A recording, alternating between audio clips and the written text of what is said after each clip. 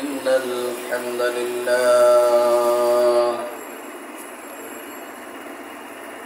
الحمد لله نحمده ونستعينه ونستغفره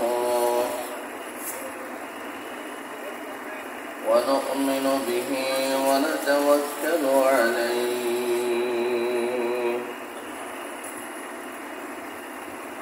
ونعوذ بالله من شرور أنفسنا ومن سيئات أعمالنا من يهده الله فلا مضل له ومن يضلله فلا هادي له ونشهد أن لا إله إلا الله وحده لا شريك له ونشهد أن سيدنا ونبينا وشفيعنا وسندنا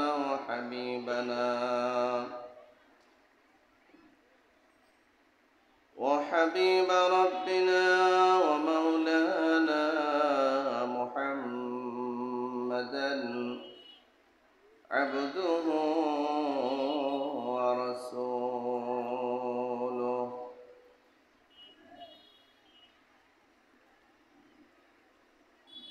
الذي أرسله بالحق بشيرا ونذيرا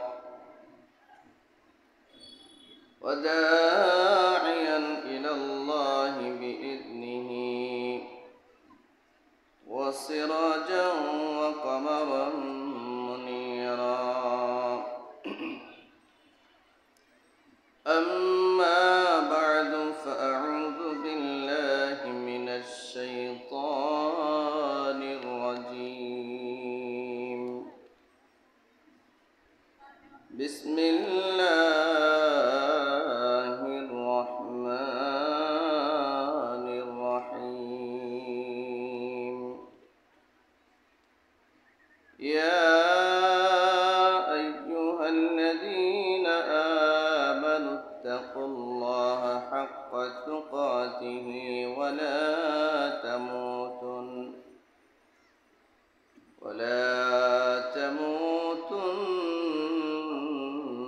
إلا وأنتم مسلمون واعتصموا بحبل الله جميعا ولا تفرقوا واذكروا نعمة الله عليكم إذ كنتم أعداء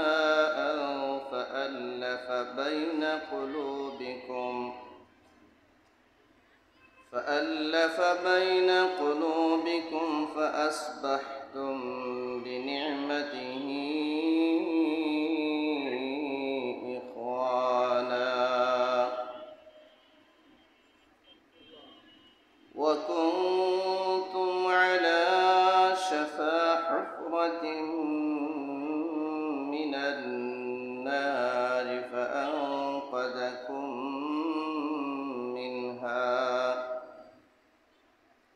كذلك يبين الله لكم آياته لعلكم تهتدون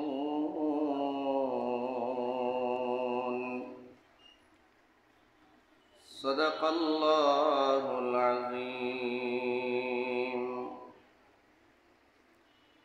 عن أبي هريرة رضي الله تعالى عنه قال قال رسول الله صلى الله عليه وسلم من يأخذ عني هؤلاء الكلمات فيعمل بهن أو يعلم من يعمل بهن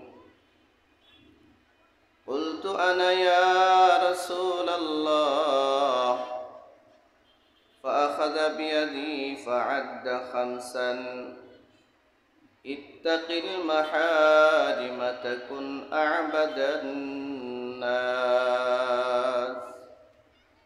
وارض بما قسم الله لك تكن أغنى الناس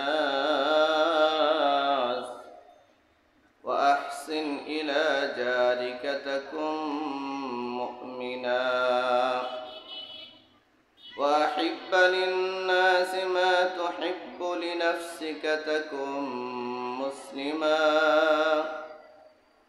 ولا تكثر الضحك فإن كثرة الضحك تميت القلب أو كما قال رسول الله صلى الله عليه وسلم সকলে নামাজে দুরূদ শরীফ পড়ি আল্লাহুম্মা সাল্লি আলা মুহাম্মাদিন ওয়া আলা আলি মুহাম্মাদ কামা সাল্লাইতা আলা ইব্রাহিম ওয়া আলা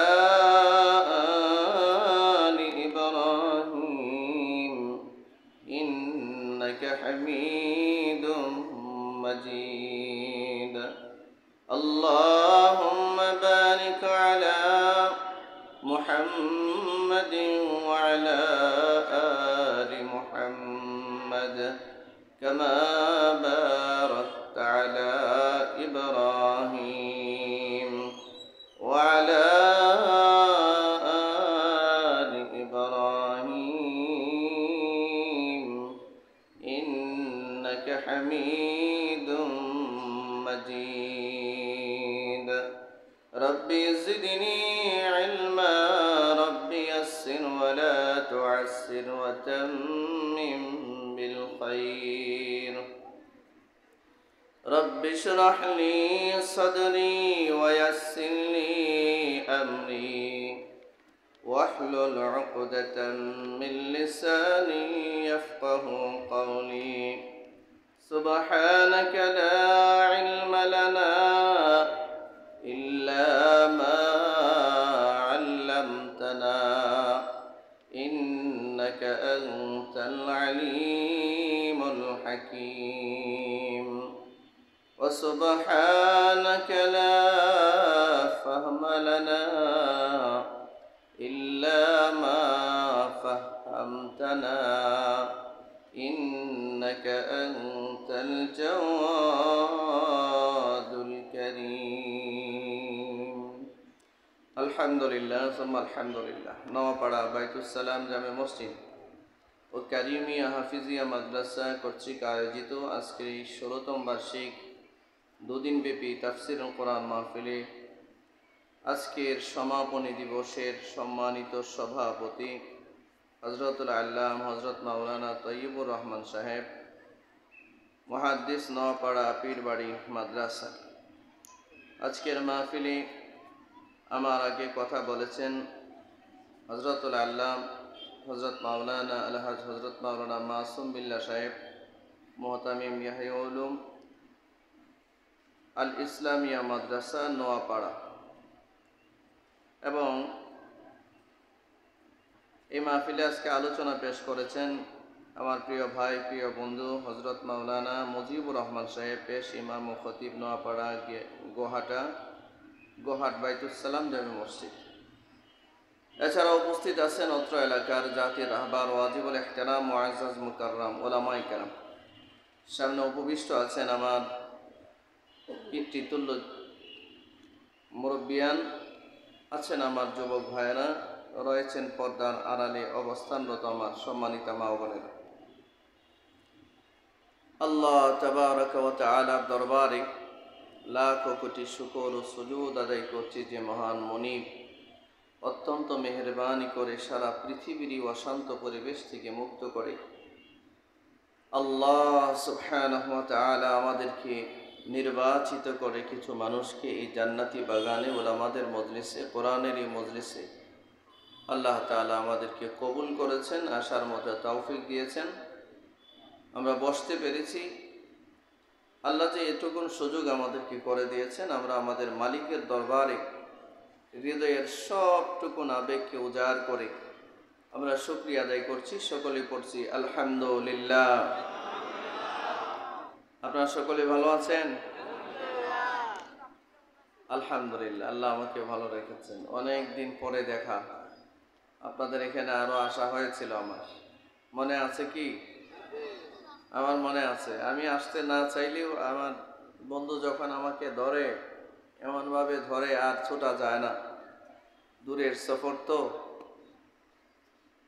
কষ্ট হয়। তারপরেও রিস্কের ফয়সালা, আপনাদের ভালোবাসা, মহব্বত, আমি যখন এই মাহফিলটাতে আসি এবং আপনাদেরকে দেখি বা আমার ভাইয়েরা যারা রিসিভ করলেন, মনে হয় যেন কত বছর আগে থেকে পরিচিত। মহব্বত করেন, এই জন্যই তো আল্লাহ আমাদের এই মহব্বতকে আমাদের জন্য নাজাতের জরিয়া বানিয়ে দেন। হাদিসে আসছে, ওয়াতাহাব্বানা ফিল্লাহি ওয়াজতামাআ আলাইহি ওয়াফতারাকা আলাইহি। হাশরের মাঠে আল্লাহ সুবহানাহু ওয়া তাআলা তার আরশের নিচে 7 শ্রেণীর মানুষকে জায়গা দিবেন। এর মধ্যে এক শ্রেণীর মানুষ হবে যারা আল্লাহর জন্য একে অন্যকে মহব্বত করে, একত্রিত হয়। আবার আল্লাহর জন্য একে অন্য থেকে আলাদা হয়। তা আমরা একজন আরেকজনকে মহব্বত করব, এটা কার জন্য? জোরে বলেন। আল্লাহ কবুল করুন, বলুন আমিন। সম্মানিত হাজরিন, আমি আপনাদের সামনে মহাগ্রন্থ আল কোরআনুল কারীমের সূরা আলে ইমরান থেকে আয়াত তিলাওয়াত করেছি। রাসূলুল্লাহ সাল্লাল্লাহু আলাইহি ওয়াসাল্লামের অগণিত হাদিস থেকে ইবনে মাজার বর্ণনায় একখানা হাদিস আপনাদের সামনে তিলাওয়াত করেছি। এই হাদিসটা মিশকাত শরীফেও আছে। আমি এই আয়াত এবং এই হাদিসকে সামনে রেখে অত্যন্ত ইখলাসের সহিত আপনাদের সামনে কিছু আলোচনা করতে চাই।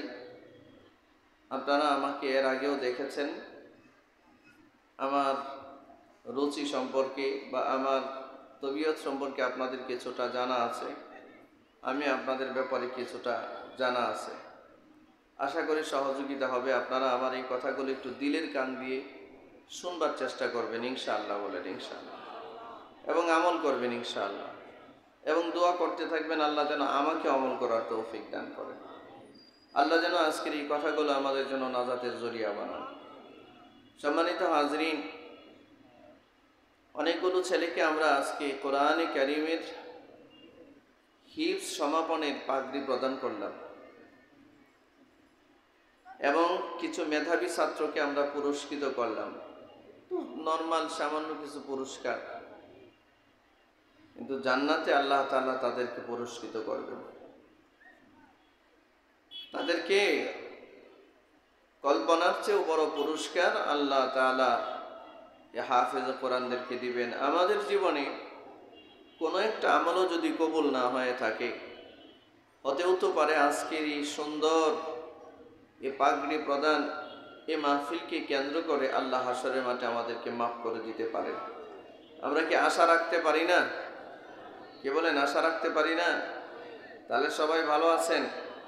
রাতের খাবার হয়েছে? হয় না? আচ্ছা, তাড়াতাড়ি ছেড়ে দিব, সমস্যা নেই। এটা হাত উঠান, দুইটা হাত উঠান, সবাই উঠান, একটু উঁচা করেন, জোরে একটা তাকবীর দেন, লিল্লাহে তাকবীর। হয় না? আরো জোরে, লিল্লাহে তাকবীর, নারে তাকবীর। দ্বীন ইসলাম, দ্বীন ইসলাম, আল কোরআনের আলো। ঘরে ঘরে অনেক জ্বালাইছেন, এবার বলেন সংসদে জালো, আল কোরআনের আলো, সংসদে জালো। আরো জোরে, সংসদে জালো। আল্লাহ তাআলা কবুল করে। হাতগুলো একটু উঠাইলাম। দীর্ঘ সময় বসা ছিলেন, কিছুটা অলসতা থাকতে পারে, এটা যেন দূরে চলে যায়, এই জন্য হাতগুলো একটু উঠাইলাম। তাহলে আমি শুরু করতে পারি ইনশাআল্লাহ। আল্লাহ তাআলা কবুল করেন। সম্মানিত হাজরিন, কোরআনুল কারীমের খুব পরিচিত মশহুর এখানে আয়াত, এর আগে আপনারা এগুলো শুনেছেন, আজকেও শুনবেন। পাশাপাশি যে দুটা হাদিসের তাশরিহ আছে, বুঝতে সহজ হবে।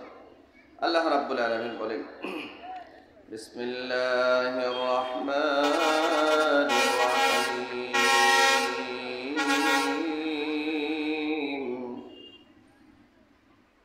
يا أيها الذين آمنوا اتقوا الله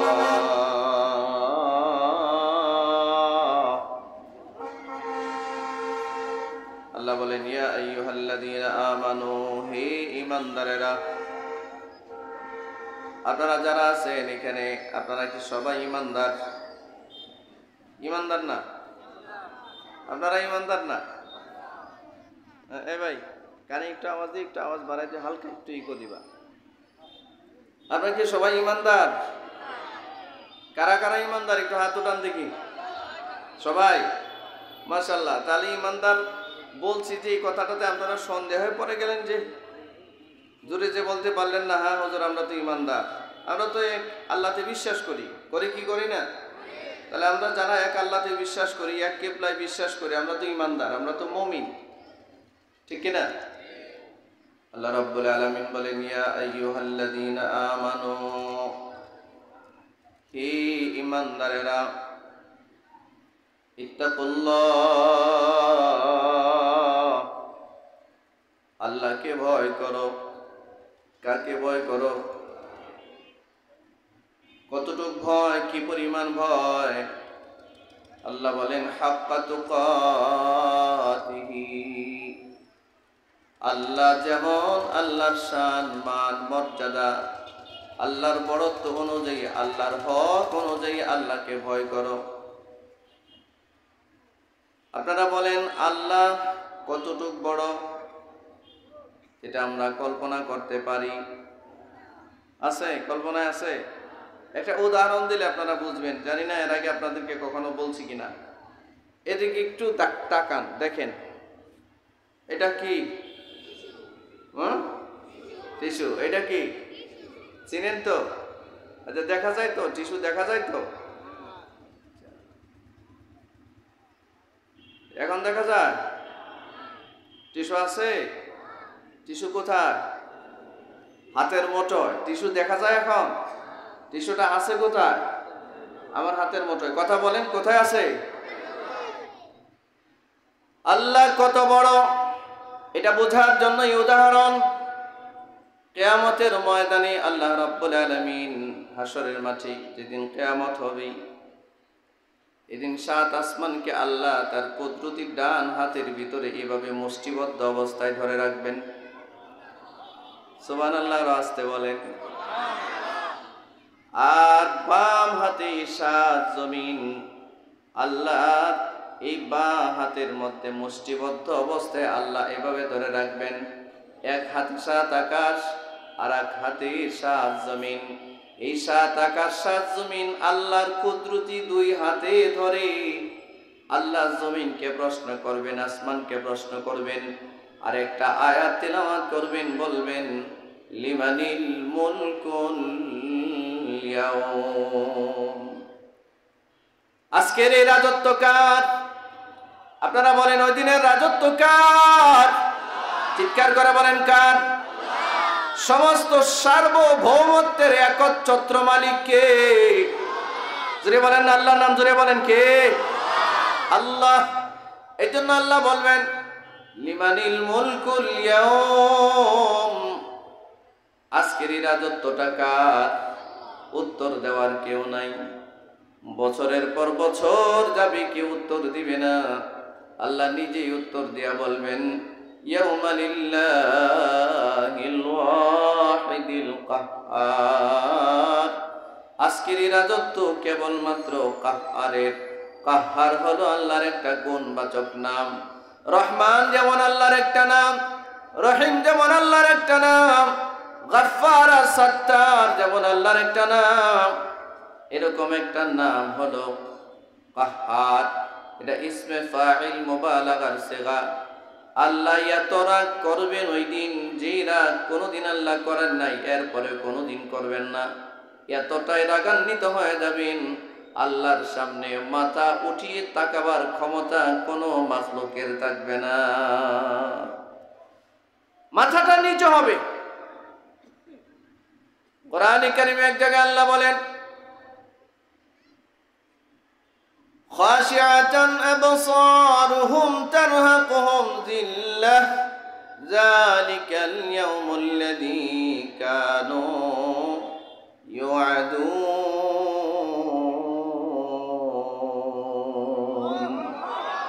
খাশিআতান আবসারুহুম, মানুষের চোখগুলো ভীত সন্ত্রস্ত হয়ে যাবে এবং মাথা নিচু করবে, মাথা আর উপরে উঠাতে পারবে না। এটা সেই প্রতিশ্রুত দিন, কিয়ামতের মাঠ।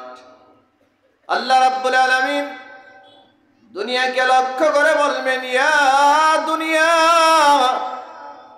আইনা জিবালুক, ও দুনিয়া, তোমার বুকে পাহাড় সমপরিমাণ, এই পাহাড়গুলো আকাশ সমপরিমাণ, আকাশচুম্বী পাহাড়গুলো আজকে কোথায়?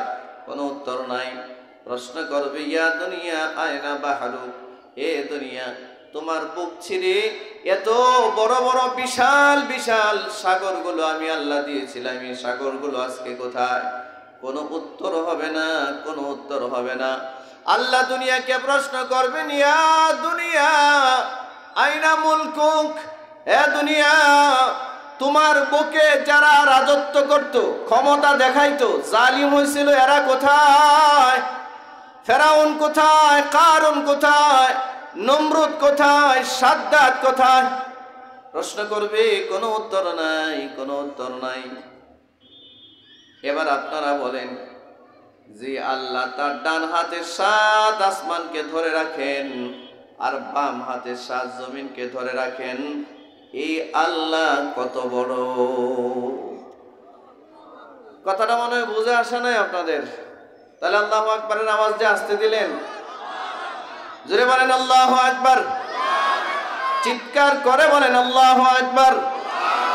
আল্লাহ রাব্বুল আলামিন এই জন্য বলেন, ইয়া আইয়ুহাল্লাযীনা আমানুত্তাকুল্লাহ, হে ঈমানদারেরা, আল্লাহকে ভয় করো।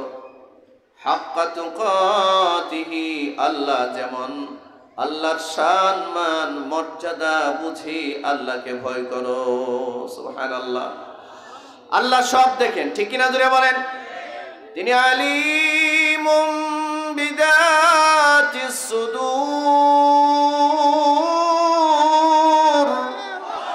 আরো জোরে বলেন আল্লাহু আকবার। এবার এটা আওয়াজ দিয়েন, না দিলে তো কথা বলা যাবে না। এটা কোনো গীতা টিতা পড়তেছি না তো, কোরআন মাজিদ তেলাওয়াত করতেছি, যে কোরআনের তেলাওয়াত জান্নাতে আল্লাহ নিজে করবেন। মোবাইলের লাইটটা অফ করে দেন, লাইট। মুসলমান ভাইয়েরা আমার, আল্লাহ রাব্বুল আলামিন বলেন, আল্লাহর শান মান অনুযায়ী, আল্লাহর হক অনুযায়ী আল্লাহকে ভয় করো। সবচেয়ে বড় সমস্যা হলো, আমরা দুনিয়াতে যারা আছি, আমরা কিন্তু আল্লাহরে ভয় করি না। এটা আপনারা ঠিক বললেও ঠিক, না বললেও ঠিক। আমরা যদি আল্লাহরে ভয় করতাম, তাহলে পাপের সাম্রাজ্য এত বড় হতো না, ঠিক না? সব দেখেন কে? আমরা মনে করি আল্লাহ মনে হয় দেখে না। আমরা যারা ওজনে মাল কম দেই, মাল যারা ওজনে কম দেই, ব্যবসায়ী যারা আছেন, শোনেন কান দিয়া, যখন কাস্টমারকে আপনি ঠকান, মনে করেন আল্লাহ মনে হয় দেখে না। যদি ভাবতেন যে আমারে আল্লাহ দেখতেছেন, তো কাস্টমারকে ঠকাবার সুযোগ আপনার হতো না। কথা বলেন না কেন? রাতের আধারে যখন কোনো পাপিষ্ঠ জিনায় লিপ্ত হয়, ব্যভিচারে লিপ্ত হয়, মনে হয় আল্লাহ মনে হয় তারে দেখে না। অথচ আল্লাহ বলেন, আমি সব দেখি, আমি আলিম, আমি বাসীর, আমি সব জানি, আমি সব দেখি, আমি সব শুনি, আমি সামিয়া। আল্লাহ যা দেখেন, দুনিয়ার কেউ তা দেখে না, দেখতে পারে না, ঠিক না জোরে বলেন? আরে 7 জমিনের নিচে কোন পাহাড়ের পাথরের ভিতরেও যদি একটা পিঁপড়া হাঁটে, পিঁপড়া, ছোট্ট একটা পিঁপড়ার পায়ের খসখস আওয়াজ আল্লাহ শুনে। আল্লাহু আকবার বলবেন না? ও আল্লাহর বান্দারা, এই জন্য আল্লাহ রাব্বুল আলামিন বলেন, ও ইমানদাররা, আল্লাহকে ভয় করো, আল্লাহর শান আর মান অনুযায়ী আল্লাহরে ভয় করো। লোক দেখানোর ভয় করো না। আল্লাহর ভয় যদি মানব জাতির ভিতরে থাকতো, আল্লাহর ভয় যদি আমাদের ভিতরে থাকতো, তাহলে আমাদের সমাজে স্বৈরাচার তৈরি হতো না, জালিম তৈরি হতো না। ঠিক কিনা জোরে বলেন? আমাদের সমাজে জালিম তৈরি হতো না, নির্বাচনে মানুষ হত্যা করতো না, মানুষের উপরে জুলুম করার সাহস পাইতো না। ঠিক কিনা? আমাদের দেশের নেতারা 54 বছর পর্যন্ত দেশ স্বাধীন হইল, 54টা বছর পর্যন্ত যারা দেশ পরিচালনায় ছিলেন, প্রত্যেকটা টার্মে টার্মে বাংলাদেশ বিশ্ব মানচিত্রে দুর্নীতিতে চ্যাম্পিয়ন হয়েছে। ঠিক এরা আওয়াজে আপনারা আসতে দেন। এটা কি মিথ্যা কথা বললাম? একটা কি রং চা দেওয়া যায়? চিনি ছাড়া, রং চা চিনি ছাড়া। আচ্ছা, বাংলাদেশ স্বাধীন হয়েছে কতদিন হয়েছে? কত বছর? 54 বছর। এই 54 বছরে যারা দেশটাকে চালাইলো, শান্তিতে ছিলেন সবাই? দেশের টাকা চুরি হয় নাই? হ্যাঁ, কথা বলেন, টাকা চুরি হয় নাই? 54 বছর পর্যন্ত কি বাংলাদেশ বিশ্বমঞ্চে দুর্নীতিতে চ্যাম্পিয়নের পদটা অলংকৃত করে নাই? করছে। অথচ আমরা আশ্চর্য হই, মাঝে মধ্যে মাহফিলে গেলে এলাকার নেতারা আইসা যখন মাইকটা হাতে নিয়ে বয়ান করে, মাঝে মধ্যে মনে হয় যে আব্দুল কাদের জিলানী কবর থেকে উঠে আসছে। ঠিক না? এলাকার মন্ত্রী এমপি আইসা মাইক নিয়ে, ওই যে আসে না মাহফিলে, আসে না, আইসা বয়ান দেয় না? আপনারা কথা বলেন না কেন? বয়ান বক্তৃতা শুনেন নাই নেতাদের? আর সুবহানাল্লাহ, এক একজন নেতার কথা শুনলে মনে হবে যে আব্দুল কাদের জিলানী বক্তৃতা দিচ্ছে। কথা বলেন না কেন? আচ্ছা, তাহলে এই দেশের লক্ষ কোটি টাকা চুরি করলো কারা? কানাডায় বেগমপাড়া বানালো কারা? আমেরিকাতে বেগমপাড়া কারা বানালো? সিঙ্গাপুরে বেগমপাড়া কারা বানালো? দুবাইতে এত বিশাল ব্যবসা কারা করলো? এদেশের আলেমরা। কারা? এই নেতা সাহেবরা, যারা মাইক হাতে নিয়ে আপনাদেরকে কথা বলতো, ওয়াজ নসিহত করতো। ঠিক নয় কি ভাই? জোরে বলেন। সবার কথা বলছি না, এই হাজারো দুর্নীতিবাজদের বিরুদ্ধে দুই একজন ভালো মানুষ ছিল, কিন্তু যেই কয়জন ভালো মানুষ ছিল, এরা ক্ষমতার কোনো জায়গায় থাকতে পারে নাই। পদে ছিল, ক্ষমতা ছিল না। ক্ষমতা তো সিন্ডিকেট চোরদের হাতে ছিল। ঠিক কিনা বল? সমস্ত চোরদের হাতে ছিল ক্ষমতা। এজন্য বাংলাদেশ স্বাধীন হওয়ার পর থেকে নিয়ে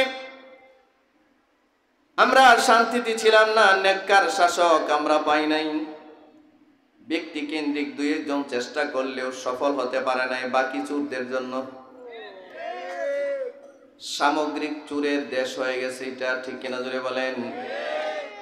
আমার প্রিয় ভাইয়েরা, ক্ষমতার মস্তদে যাওয়ার সাথে সাথে তার রূপ চেঞ্জ হয়ে যায়। এরকম হয়েছে না? আমাদের দেশে হয়েছে না? এখনো ভারত থাইকে হুমকি দিতেছে।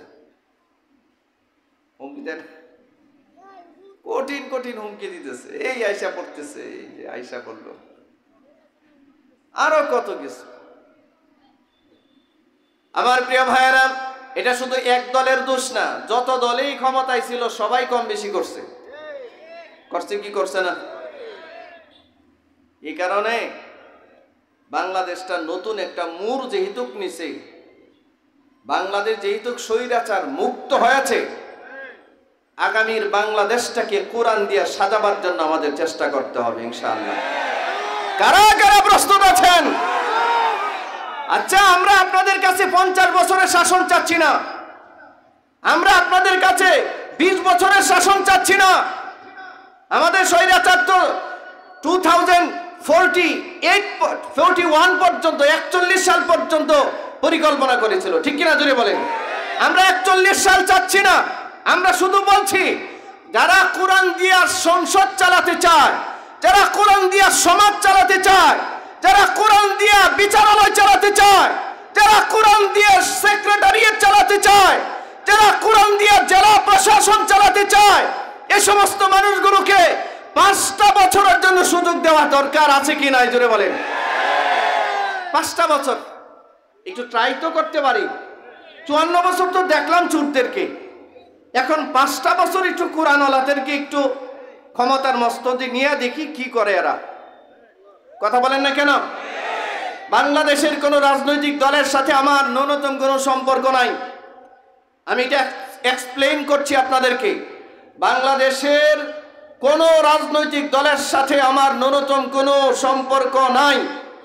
আমি নির্দলীয় একটা পজিশন থেকে আপনাদের কাছে বলছি, আপনাদেরকে অনুরোধ করছি, আগামী নির্বাচনে, আগামী সংসদ নির্বাচনে কোরআনওয়ালাদেরকে একটু সুযোগ করে দেন আপনারা। আমরা দেখি এরা যে বলে কোরআন দিয়া শাসন করলে দেশ দুর্নীতি মুক্ত হবে, একটাবার একটু চেষ্টা করার দরকার না? কে বলেন দরকার না? দিয়া দেখি ওরা কি করে। ওরা যদি কোরআন দিয়া শাসন করে দেশ থেকে দুর্নীতি দূর করতে না পারে, ওরা যদি সচিবালয় থেকে দুর্নীতি দূর করতে না পারে, ওরা যদি বিচারালয় থেকে দুর্নীতি দূর করতে না পারে, তাহলে আমরাই তাদের বিরুদ্ধে মুখ খুলবো। বাংলাদেশে আর এই সমস্ত কথা বলে লাভ নাই, ঠিক কিনা জোরে বলেন। কিন্তু অন্তত পক্ষে একটু সুযোগ তো দেওয়া দরকার। শাসক যদি আল্লাহর ভয় তার ভিতরে না থাকে, এই শাসক জনগণের সামনে বলবে এক কথা, পিছনে করবে আর এক কাজ, ঠিক না জোরে বলেন। শাসক তো ছিলেন হযরত আবু বকর, শাসক তো ছিলেন মুহাম্মদুর রাসূলুল্লাহ সাল্লাল্লাহু আলাইহি সাল্লাম। আপনারা মনে করেছেন মুহাম্মদ সাল্লাল্লাহু আলাইহি সাল্লাম শুধুমাত্র মনে হয় একজন নবী ছিলেন, আর কিছুই মনে হয় জানতেন না? না না না, আল্লাহর নবী যেদিন ইন্তেকাল করেন, এদিন নবীজি জাজিরাতুল আরবের যেই অঞ্চল শাসন করতেন, ওই অঞ্চলের বর্গ মাইল ছিল 8 লক্ষ বর্গ কিলোমিটার জায়গা নবী নিজে শাসন করেছেন। কত লক্ষ? জোরে বলেন কত লক্ষ? 8 লক্ষ বর্গ কিলোমিটার জায়গা নবীজি শাসন করেছেন। এবং সেই রাষ্ট্রের রাষ্ট্রপ্রধান, রাষ্ট্রপতি ছিলেন, প্রেসিডেন্ট ছিলেন মুহাম্মদুর রাসূলুল্লাহ সাল্লাল্লাহু আলাইহি ওয়াসাল্লাম। ভাবতে পারেন কত বড় অঞ্চল। আমাদের পুরো বাংলাদেশের বর্গ মাইল হচ্ছে 56,000 বর্গ মাইলের দেশ। আর নবী যেই এলাকা শাসন করেছেন, ওই এলাকার বর্গ মাইল ছিল 8 লক্ষ বর্গ মাইল। বাংলাদেশ 15টা একসাথে জোড়া দিলে যতটুক আয়তন হবে, নবীজি এতটুক আয়তনের রাষ্ট্রপ্রধান ছিলেন। জোরে বলেন আসসালাম। এই মানুষগুলো সব মানুষ মনে করে যে মুহাম্মদ সাল্লাল্লাহু আলাইহি ওয়াসাল্লাম তো খালি নবী ছিলেন, দ্বীনের দাওয়াত দিয়েছেন, আর মনে হয় কিছু করেন না। না না না, নবীজি শ্রেষ্ঠ বিচারক ছিলেন, শ্রেষ্ঠ রাষ্ট্রপ্রধান ছিলেন, শ্রেষ্ঠ নবী ছিলেন। নবীজির কাছে বিচার নিয়ে আসছে, নবীর বংশ বনু হাশিমের এক মহিলা চুরি করছে। শরীয়ত ইসলামের আদালতে সাক্ষ্য প্রমাণের ভিত্তিতে চোরের হাত কাটার নির্দেশ দিলেন মুহাম্মদ সাল্লাল্লাহু আলাইহি সাল্লাম নিজে। নবীজি আদেশ দিলেন। বনু হাশিম বংশটা কার বংশ? নবীর বংশ। আপনারা মনে কথা বুঝতেছেন না? কার বংশ? রসুলের বংশ। রসুলের কুরাইশ বংশ বলি না, কুরাইশ বংশ। এই কুরাইশ বংশের মধ্যে কয়েকটা গোত্র কবিলা ছিল। এর মধ্যে বনু হাশিম যে কবিলাটা, এই কবিলার লোক ছিলেন মুহাম্মদ সাল্লাল্লাহু আলাইহি সাল্লাম নিজে। আর যে মহিলা চুরি করেছে, এই মহিলা বনু হাশিম গোত্রের মহিলা। কোন কোন বর্ণনায় আসছে বনু মাখজুম গোত্রের মহিলা। যারাই হোক, কিন্তু কুরাইশি বংশের এক মহিলা চুরি করেছে। রাসূলুল্লাহ সাল্লাল্লাহু আলাইহি সাল্লাম বিচার করে নির্দেশ দিলেন, চোরের হাত কাটো। কি কাটো? এই বিধানটা কি মুহাম্মদ সাল্লাল্লাহু আলাইহি সাল্লামের নিজের বানানো না? কোরআনের বিধান। কোরআনে কারিমে আল্লাহ তাআলা আদেশ করেছেন 1000 আদেশ। কোরআনে 1000 নিষেধ আছে, 1000 আয়াত আল্লাহ নাজিল করেছেন আদেশ স্বরূপ, বান্দা বান্দি তোমরা এটা করো। আর 1000 আদেশ নিষেধ আছে যে তোমরা এটা করবা না। আল্লাহর নবী নির্দেশ দিলেন, যাও তার হাত কেটে নাও। নিজের বংশের মানুষ কিন্তু মুহাম্মদুর রাসূলুল্লাহ সাল্লাল্লাহু আলাইহি ওয়াসাল্লামের কাছে বনু মাখজুম গোত্রের লোকেরা, বনু হাশিমের লোকেরা সুপারিশ করবে, যাবে, যে গিয়া বলবে হযরত আপনার বংশের নাক কাটা যাবে, আপনার বংশের একটা মহিলার হাত কাটা মানে আপনার বংশের হাত কাটা। কথা ঠিক আছে কিনা? তো তারা চিন্তা করতেছে রাসূলুল্লাহ সাল্লাল্লাহু আলাইহি ওয়াসাল্লামের কাছে গিয়া তারা সুপারিশ করবে অন্ততপক্ষে মহিলার হাতটা যেন কাটা না হয়। আপনারা বলেন তো চোরের হাত কাটার আদেশটা কে দিবেন? একটু আল্লাহ নামটা জোরে বলেন তো। ওয়াসারিকু ওয়াসারিকাতু ফাকতাউ আইদিয়াহুমা, চোর পুরুষ চোর নারী চুরি করে যদি শরীয়ত ইসলামের আদালতে সাব্যস্ত হয় সে চোর, তাহলে তার হাত কেটে দাও। পুরুষ হইলেও হাত কাটো, নারী হইলেও হাত কাটো। এই বিধানটা দিয়েছেন কে? কোথায় দিয়েছেন? আপনারা কি কোরআনকে শুধু তেলাওয়াতের কিতাব মনে করেন? এটা সংবিধান, সংবিধান মুসলিম উম্মার সংবিধান। এটা রাসূলুল্লাহ আদেশ দিলেন, যাও হাত কেটে নাও।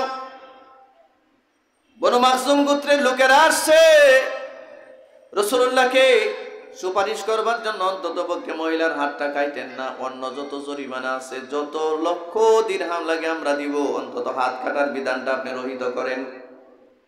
এই কথাটা বলতে আসছে কারে?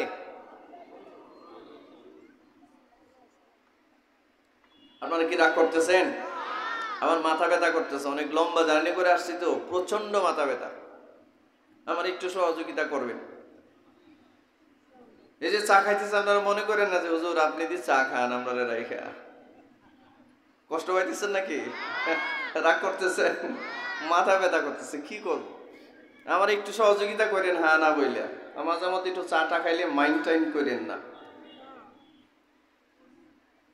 নবীরে গিয়া বলবে যে হুজুর হাত কাটার আদেশটা বাদ দিয়া আপনি জরিমানা নেন। কি নেন? এ কথাটা কে বলবে? সাহস পাচ্ছে না। এই জন্য নবীজির খুব বিশ্বস্ত একজন সহচর ছিল, বিশ্বস্ত, খুব বিশ্বাস করতেন, কিন্তু বয়সে ছোট। নবীর নাতি কি নাম হইল? Usama ibn Zayd. Zayd ibn Haritha রাদিয়াল্লাহু তাআলা আনহু, নবীর পালক পুত্র ছিল না যায়েদ ইবনে হারেসা? এই পালক পুত্রের ছেলে হচ্ছে উসামা। তো উসামা ইবনে যায়েদকে রাসূল এত বিশ্বাস করতেন, কোন ক্রাইসিস সিচুয়েশনের সম্মুখীন হলে নবীজি যেই কয়জন সাহাবীর পরামর্শ নিতেন, এই কয়জনের মধ্যে গুরুত্বপূর্ণ একজন সাহাবী হচ্ছে উসামা ইবনে যায়েদ। তো মক্কার এই বনু মাখজুম, বনু হাশিমের লোকেরা উসামা ইবনে যায়েদকে গিয়া ধরলো, ও উসামা, আমরা তো নবীর কাছে গিয়া বলার সাহস নাই, তুমি একটু মুহাম্মদুর রাসূলুল্লাহর কাছে গিয়া বলো না, নবী যেন অন্ততপক্ষে মহিলার হাত কাটার আদেশটা রহিত করে, অন্য কোনো জরিমানা ধার্য করে, তাহলে বংশের মর্যাদাটা নষ্ট হয় না। আপনাদের কি কথাটা বুঝাইতে পারলাম? কথাটা কি বোঝানো গেছে? হযরত উসামা রাদিয়াল্লাহু তাআলা আনহু রাসূলুল্লাহ সাল্লাল্লাহু আলাইহি ওয়াসাল্লামের কাছে গেলেন। রাসূলুল্লাহর নাম আসলে একটু দুরূদ শরীফটা পড়েন তো, বলেন সাল্লাল্লাহু আলাইহি ওয়াসাল্লাম বলেন।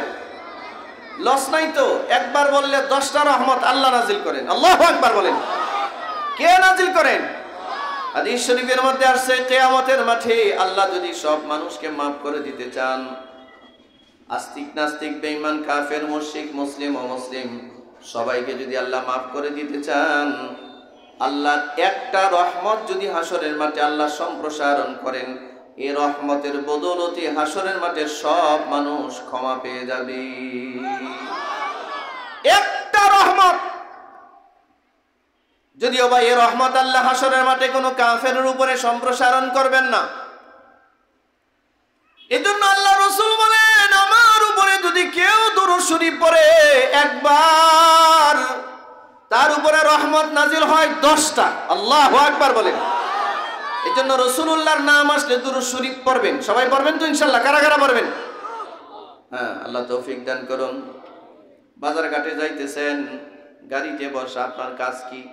ড্রাইভারে গাড়ি চালায়, আপনি একটু দুরূদ শরীফ পড়েন সাল্লাল্লাহু আলাইহি ওয়াসাল্লাম, সাল্লাল্লাহু আলাইহি ওয়াসাল্লাম। আপনি দোকানদারি করতেছেন, আপনার হাত দোকানদারি করতেছে, মুখে তো দুরূদ শরীফ পড়া যাইতে পারে। বাসায় মা বোনরা রান্না করতেছেন, হাত পা কাজ করতেছে, মুখটা বন্ধ রেখে লাভ কি? মনে মনে দুরূদ শরীফ পড়তে থাকেন সাল্লাল্লাহু আলাইহি ওয়াসাল্লাম। আপনার ঘরে যত অশান্তি আছে সব অশান্তি আল্লাহ দূর করে দিবে। সব অশান্তি দূর করে দিবে কে? স্বামী কথা শোনে না, সন্তান কথা, এই ছেলে বসা, কি শুরু করছে? স্বামী কথা শোনে না, সন্তান কথা শোনে না, আত্মীয় স্বজন কথা শোনে না, উল্টা পাল্টা সব। বেশি বেশি দুরূদ শরীফ পড়েন, সব সোজা হয়ে যাবে, আল্লাহ রহমত দিয়ে সোজা করে দিবে। মুসলমান ভাইয়েরা আমার, তো আল্লাহ রাব্বুল আলামিন কিয়ামতের ময়দানে যদি মানুষকে মাফ করে দিতে চান, একটা রহমতই যথেষ্ট। অথচ নবীজির উপরে একবার দুরূদ শরীফ পড়লে আল্লাহ 10টা রহমত নাজিল করেন। হাদিসের যত কিতাব আমরা পড়ছি, এখনো পড়াচ্ছি, সমস্ত কিতাবে যেখানে মুহাম্মদ নামটা আসছে সাথে সাথে সুন্দর করে লেখা আছে সাল্লাল্লাহু আলাইহি ওয়াসাল্লাম। যেমন একটা পৃষ্ঠার মধ্যে নবীজির নাম আসছে 10 বার, এই 10 বারই লেখা আছে সাল্লাল্লাহু আলাইহি ওয়াসাল্লাম। সুবহানাল্লাহ। মুসলমান ভাইয়েরা আমার, আল্লাহ রাসূলের কাছে হযরত উসামা ইবনে যায়েদ গেলেন, গিয়া বললেন, ইয়া রাসূলুল্লাহ, আপনি যে গতকালকে একটা মহিলার হাত কাটার আদেশ করেছেন, আপনি কি জানেন এই মহিলাটা কে? বলে না। এই মহিলা তো আপনার বংশের মানুষ। রাসূল বলেন, সমস্যা কি? বলে, আপনার বংশের লোকেরা এসে আমার সুপারিশ করেছে, আপনারা যেন একটু বুঝাই, আমি অন্তত এই মহিলাটার হাত কাটা বাদ দিয়ে অন্যান্য জরিমানা আপনি ধার্য করেন, অন্তত হাত কাটাটা বাদ দেন। আল্লাহ রাসূল বললেন, উসামা, আমি তোমারে বিশ্বাস করি, আমি তোমার পরামর্শ গ্রহণ করি, কিন্তু সীমা লঙ্ঘন করবা না, সীমা লঙ্ঘন করবা না। আল্লাহর কসম, তুমি কি আমাকে বলতে চাচ্ছ আল্লাহর কোরআনের আইন আমি উল্টাইয়া দেই? এ উসামা শোনো, আমার মেয়ে ফাতেমাও যদি চুরি করে চুরি, আর শরীয়ত ইসলামের আদালতে যদি চোর হিসেবে সাব্যস্ত হয়, আমার মেয়ের হাত কাটার নির্দেশ আমি নিজে মুহাম্মদ দিব। এমনকি আমি নিজের হাতে ফাতেমার হাত কেটে দিব, বিন্দু পরিমাণ দ্বিধা করব না। আল্লাহু আকবার বলুন। এটা হচ্ছে ইসলামিক বিচার, ইসলামিক আদালত। এই আদালত আমাদের দরকার বাংলাদেশে, ঠিক কিনা জুড়ে বলেন। মুসলমান ভাইয়েরা আমার, হযরত ওমর রাদিয়াল্লাহু তাআলা আনহু খলিফাতুল মুসলিমিন, অর্ধ জাহানের খলিফা হযরত ওমর, সুবহানাল্লাহ। রাতের বেলায় টেস্ট করবার জন্য, পরীক্ষা করবার জন্য রাতের বেলায় তার গোলাম নিয়া, সঙ্গী নিয়া বের হয়েছে, পরীক্ষা করবে তার শাসনাধীন এলাকায় কে খেয়ে আছে কে না খেয়ে আছে এটা দেখবার জন্য। গিয়া দেখে একটা মহিলা বাচ্চা কয়েকটারে পাশে বসায়া একটা ডেকচির মধ্যে পাথর দিয়া পানি দিয়া জাল দিতেছে, খাবার নাই ঘরে, আর বাচ্চাগুলো এতিম, বাচ্চাগুলো খাবার চাইতেছে, আর মা সান্ত্বনা দিতেছে, এই হয়ে যাচ্ছে, অথচ কিছুই নাই, ডেকচিতে কিছুই নাই, পাতিলে কিছু নাই। হযরত ওমর ওই মহিলাকে গিয়া জিজ্ঞাসা করেন, আচ্ছা এই বাচ্চাগুলো কারা? বলে, আমার সন্তান। এর বাবা কোথায়? বাবা নাই, এতিম। কি করছেন? বলে, আমি এই পাতিলার মধ্যে পাথরে কিছু পানি দিয়া এটার জাল দিতেছি, খাবার নাই, বাচ্চাগুলোর বুঝ দেওয়ার জন্য আমি এই কাজটা করছি। মহিলার আগে বলতেছি, শুনছি আমাদের এই আরব জাহানের খলিফা নাকি হয়েছে ওমর, ওমরের মতো একটা মানুষ খলিফা হয়েছে। এই লোকটা তো ভালো মানুষ না, সে আমি যে না খেয়ে আছে, আমার বাচ্চা কাচ্চা যে না খেয়ে আছে, এদের কোনো খবর নেয় নাই। আমি কিয়ামতের মাঠে, হাসরের মাঠে খলিফা ওমরকে এমন ভাবে ধরব, কোমরের মধ্যে গামছা লাগাইয়া আল্লাহর আদালতে তারে দাঁড় করাবো। এটা কারে বলতেছে? কারে বলে? খলিফা ওমর নাকি তার খবর নিতে যায় নাই? মহিলা তো আর খলিফারে চিনে না, চিনে? আমার খাবার নাই, খবর নিল না। হযরত ওমর বললেন, আপনি একটু থামেন, অভিশাপ দিয়েন না, একটু অপেক্ষা করেন, আমি আপনার জন্য খাবারের ব্যবস্থা করছি। একথা বলে হযরত ওমর খাদেম সাথে নিয়ে, গোলাম নিয়ে দৌড়ায় গেছেন বাইতুল মালে মদিনায়। বাইতুল মালের দরজা খুলে, গুদান খুলে গোলাম রে বলতেছেন, খাদেম রে বলতেছেন, আমার পিঠের মধ্যে একটা আটার বস্তা উঠাইয়া দাও। কার পিঠে? বাংলাদেশের প্রেসিডেন্ট, অর্ধেকটা পৃথিবী শাসন করছে হযরত ওমর, বলতেছে আমার পিঠে আটার বস্তাটা উঠাই দাও। গোলাম বলে, আমিরুল মুমিনিন কি বলেন আপনি? আপনার পিঠে কেন আটার বস্তা উঠিয়ে দিব? আমি আছি না, আমি তো গোলাম, আমি তো আপনার খাদেম। হযরত ওমর বললেন, আরে গোলাম, এই সাম্রাজ্যের আমিরুল মুমিনিন আমি না তুমি? বলে আপনি। তো আমার সাম্রাজ্যে যে মহিলা অভিশাপ দিতেছে, আমারে দিচ্ছে না তোমারে দিচ্ছে? বলে আপনারে দিচ্ছে। সুতরাং এই বোঝা আমার কাঁধে মানায়, এই বোঝা তোমার কাঁধে বানায় না। হাসরের মাটির জবাব দিতে মহিলা কি বলছে শুনছনি? আমার কোমরে নাকি, আমার মাজায় নাকি গামছা বাঁধবো হাসরের মাঠে। এই অপরাধ থেকে বাঁচবার জন্য, এই শাস্তি থেকে বাঁচবার জন্য এটা আমার পিঠে উঠাইয়া দাও, আমি নিজে মহিলার কাছে আটার বস্তা নিয়ে যাব। এটাকে বলে ইয়া আইয়ুহাল্লাযীনা আমানুত্তাকুল্লাহ,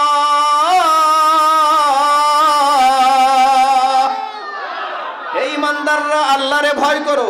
এই জন্য ওমরের মতো ইমানদার আল্লাহর ভয়ের কারণে আটার বস্তা পিঠের মধ্যে নিয়ে মহিলার কাছে যায়। আর আমাদের দেশের পাতি নেতাদের সামনে কেউ কিছু বললে উপায় নাই, 14 গোষ্ঠী নাই করে দেয়। কি বলেন? ঠিক কেন ধরে বলেন? এই পাপের সাম্রাজ্য কেন গড়ে উঠেছে? কারণ আমাদের সমাজে কোরআনের শাসন নাই। ঠিক কিনা ধরে বলুন? ইনসাফের শাসন আমাদের সমাজ ব্যবস্থায় নাই। মসজিদ মাদ্রাসা তো বহু হচ্ছে, আমাদের দেশে খানকা তো বহু হচ্ছে, অনেক কিছুই হচ্ছে, কিন্তু দিন দিন মুসলমানের পরিসংখ্যা বাড়তেছে আর মুসলমানিত্ব কমতেছে।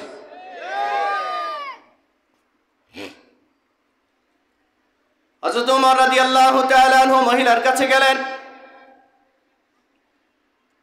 মহিলার কাছে গিয়ে নিজের পিঠ থেকে আটার বস্তা নামাইছেন। আটার বস্তা নামায় নিজে খামির করছেন, নিজে রুটি বানাইছেন। রুটি বানায়া বাচ্চাগুলোরে খাওয়ায়া ওই মহিলারেও খাবার দিয়া এবার হযরতে আমিরুল মুমিনিন বলতেছে, মা, আগামীকালকে আপনি মদিনার বাইতুল মালে যাবেন, আমিরুল মুমিনিনের কাছে যাবেন, আমিরুল মুমিনিন আপনাকে আরো কিছু হাদিয়া দিবে। মহিলা পরের দিন গেছে মদিনায় বাইতুল মালের সামনে, গিয়া দেখে আমিরুল মুমিনিনের আসনে ওই লোক বসা, যে লোক রাত্রে বেলায় আটার বস্তা মাথায় নিয়ে গেছে। হ্যাঁ, আরো আসতে বলেন সুবহানাল্লাহ, চিৎকার করে বলেন সুবহানাল্লাহ, আল্লাহু আকবার। আরে ভাই, আমাদের দেশের মন্ত্রীর মাথায় আটার বস্তা তো দূরের কথা, প্রধানমন্ত্রীর মাথায় আটার বস্তা তো দূরের কথা, আর রাষ্ট্রপতির মাথায় আটার বস্তা তো দূরের কথা, এমপির মাথায় আটার বস্তা তো দূরের কথা, এদের মাথায় তো জনগণের টাকার বস্তা, টাকার বস্তা। ঠিক কিনা জোরে বলুন? এরা টাকা চুরি করে দেশ থেকে কোটি কোটি টাকা, 10 লক্ষ কোটি টাকা, 1 লক্ষ কোটি টাকা দেশ থেকে পাচার করে ফেলছে। এই কি কথা বলো কেন? এদিকে তাকাও।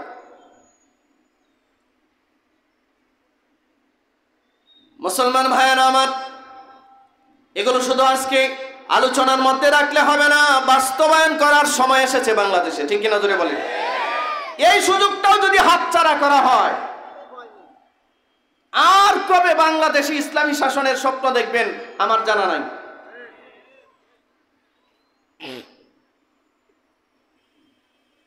সম্মানিত ভাইয়েরা আমার, হযরত ওমর রাদিয়াল্লাহু তাআলা আনহুকে দেখে মহিলা ভয় পেয়ে গেছে। আমিরুল মুমিনিন কাছে গিয়া মাথায় হাত দিয়া বলাইয়া বলতেছে, মা ভয় পাওয়ার কিছু নাই, আমার ভয় লাগছে। ভয় তো আপনার পাওয়ার কথা না, ভয় তো আমার পাওয়ার কথা। আপনি বলেছেন কিয়ামতের মাঠে আমার কোমরে নাকি আপনি গামছা লাগাইবেন। আপনি দয়া করে আমারে মাফ করে দেন, সময় মতো আপনার খবর আমি নিতে পারি নাই। আর বাংলাদেশের দিকে তাকায় দেখেন, গতকালকে আমি দেখলাম ওইদিকে কোন জায়গায় এক বুড়া চাচা, একমাত্র পরিবারে কেউ নাই, বাচ্চা কাচ্চা নাই, ওনার স্ত্রী ক্যান্সারে আক্রান্ত। আর এই লোকটা খাবার পাচ্ছে না। হোটেলের মধ্যে যে খাবারগুলো নষ্ট হয়, এই নষ্ট খাবার নিয়ে নিজে খায়, নিজের স্ত্রীরে খাওয়ায়। ঢাকা শহরে গিয়া দেখেন হাজার হাজার ফুট ওভার ব্রিজের নিচে রাতের বেলায় না খেয়ে হাজার হাজার মানুষ ঘুমায়, ঠিক না? হাজার হাজার মানুষ না খেয়ে ঘুমাচ্ছে। আর গুলশান, বনানী, ধানমন্ডি, বাড্ডা, উত্তরা, এই সমস্ত বসুন্ধরা রেসিডেন্সিয়াল এরিয়া থেকে দেখেন তথাকথিত বড় লোকদের ছেলে মেয়েরা খাবার তো খাচ্ছেই এমন খাবার নষ্ট করছে, এমনকি একটা কুকুরের পিছনে মারছে 2.5 লাখ 3 লাখ টাকা বাজেট করছে একটা কুত্তারে খাওয়াবে, আর বনি আদম না খেয়ে থাকে। এটা কেন জানেন? শুধু কোরআনের শাসন না থাকবার কারণে।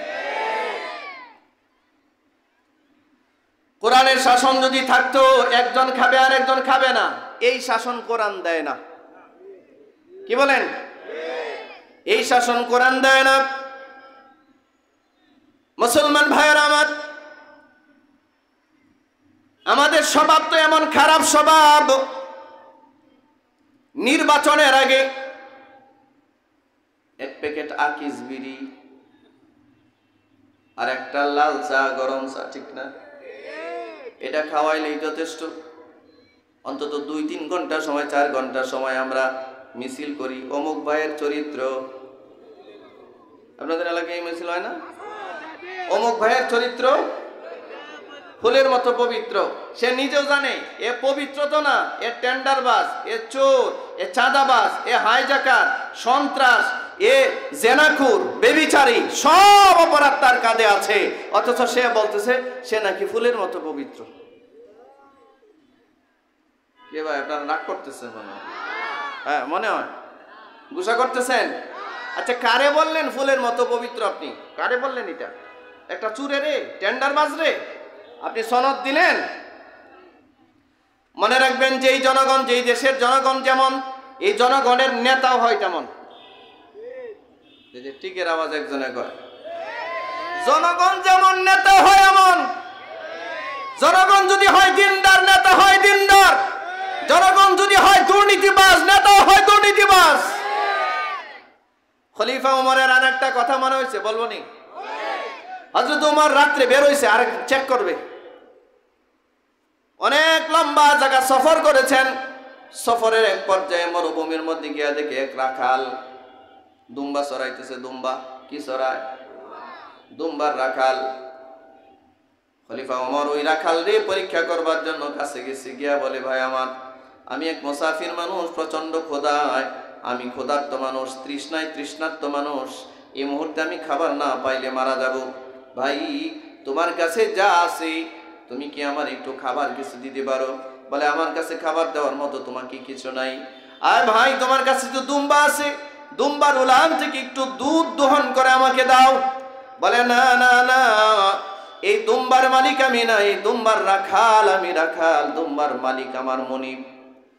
মনিব আবারে মাস শেষে পারিশ্রমিক দেয়, এবং একটা ছাগলের একটা দুম্বার দুধ পান করার অনুমতি মালিক আমারে দিয়েছেন। সুতরাং আমি আপনাকে দুধ দিতে পারি না মালিকের অনুমতি ছাড়া। আল্লাহু আকবার, আল্লাহু আকবার। হযরত ওমর এই রাখালের দিকে তাকায় আছে। এবার রাখালরা বলতেছে, ঠিক আছে শোনো, এই নাও কিছু দিরহাম। কি দিছে? আপনারা শুনতেছেন না?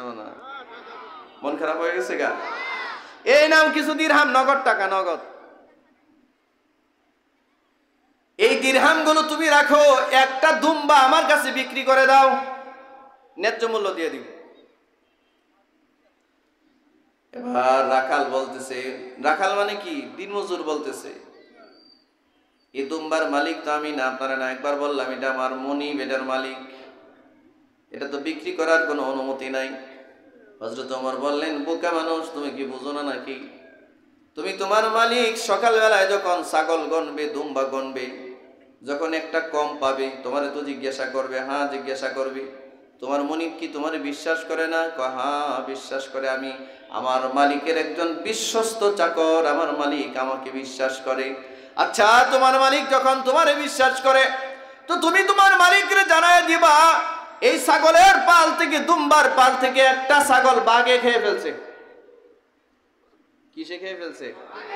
শিখাই দিতেছে কে? কে শিখায়? আর এই কথা বলতে দেরি, আর এই রাখাল চেপতে দেরি হয়েছে না। ফাইন আল্লাহ হযরত ওমরের দিকে তাকায় বলছে, এই মিয়া বেয়াকুব, মূর্খতানি কোথাকার, তুমি বলতেছো আমার মালিক রে বলতে এই ছাগল নাকি বাঘে খেয়ে ফেলছে। আমার মালিকেরা দেখে নাই, আমার আল্লাহ কোথায়? আল্লাহ কি দেখে না? বলে আল্লাহু আকবার বলেন। এতটুকু ইমানি চেতনা যদি কোনো মানুষের ভেতরে, কোন মুমিনের ভেতরে জাগ্রত না হয়, আল্লাহর কসম 50 বার হজ করতে পারে, 100 বার হজ করতে পারে, 1000 কোটি টাকা আল্লাহর রাস্তায় দান করতে পারে, মন্ত্রী এমপি হতে পারে, আলহাজ হতে পারে, সে মুসলমান হতে পারবে না। মুসলমান ভিন্ন জিনিস, মুসলমান এক ভিন্ন জিনিস। এ কারণে আমাদের সমাজে দেখবেন 1000 বারের হাজি পাওয়া যায়, 10 বার 20 বারের হাজি পাওয়া যায়, কিন্তু মুসলমান পাওয়া যায় না। রাগ করবেন মনে হয়। হযরত ওমর রাখালকে জড়ায়া ধরে কপালের মধ্যে চুমা দিয়া বলে, ভাই আল্লাহর শুকর, সিজদায় পড়ে গেছে। হযরত ওমর সিজদায় গিয়া বলে, আল্লাহ, এই সোনার মানুষগুলো যতদিন আমার এই শাসন ক্ষমতার ভেতরে আছে, এতদিনই আমার এই খলিফা বানায় রাখো, এরা যেদিন থাকবে না আমারে আর ক্ষমতার মসনদে রাখো না। আল্লাহু আকবার বলেন। আর আমরা নিজেদেরকে মুসলমান দাবি করি, নামাজ পড়ি, তাহাজ্জুদ পড়ি, হজ করি, যাকাত দেই, অথচ কাস্টমার ঠকাই। ঠিকের আওয়াজ আসতে দেন কেন? কয়টা ব্যবসায়ী আছে তার কাস্টমার ঠকায় না? কয়জন মানুষ আছে যে তার আত্মীয় স্বজনকে ঠকাইছে না, প্রতিবেশীর জমিন ঠেলছে না? কতজন মানুষ আছে? এ কারণে আল্লাহ রাব্বুল আলামিন এই তেলাওয়াতকৃত আয়াতের মধ্যে বলেন, ইয়া আইয়ুহাল্লাযীনা আমানুত্তাকুল্লাহ,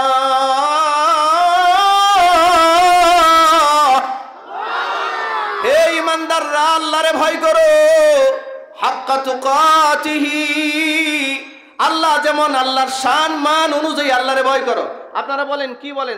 সুরটরে কি আল্লাহ দেখে না? জালিমদেরকে কি আল্লাহ দেখে না? যারা গোপনে চুরি করে এদেরকে দেখে না? ওজনে যারা কম দেয় এদেরকে আল্লাহ দেখে না? সব জালিমরে আল্লাহ দেখে। আল্লাহ কোরআন মাজিদে বলেন, আলাম ইয়ালাম বিআন্নাল্লাহা ইয়ারা। আচ্ছা, আপনারা যে আল্লাহু আকবার বলেন না, ঘটনা কি? বলবেন কেমনে? বিড়ি খাইতে খাইতে মুখ তো নষ্ট করে লাইছে, কলিজাও নষ্ট, মুখ আর লড়ে না। মুখ এখন আকাম কুকামে লড়ে, ভালো কাজে লড়ে না। রাগ করতেছেন, রাগ করতেছেন তো জোরে বলেন আল্লাহু আকবার, চিৎকার করে বলেন আল্লাহু আকবার। আল্লাহ রাব্বুল আলামিন বলেন, আলাম ইয়ালাম বিআন্নাল্লাহা ইয়ারা, জালিমরা কি জানে না যে আমি আল্লাহ এদেরকে দেখতেছি? আলাম ইয়ালাম, এরা কি জানে না? বিআন্নাল্লাহা ইয়ারা, আল্লাহ সব দেখতেছেন। আল্লাহ দেখে না সব? আল্লাহর চোখ ফাঁকি দেওয়ার কেউ আছেন? কেউ আছে এই পৃথিবীতে? 2 নম্বর আল্লাহ আয়াতের মধ্যে আরেকটা আদেশ দিয়া বলেন, ওয়ালা তামুতুন্না ইল্লা ওয়া আনতুম মুসলিমুন।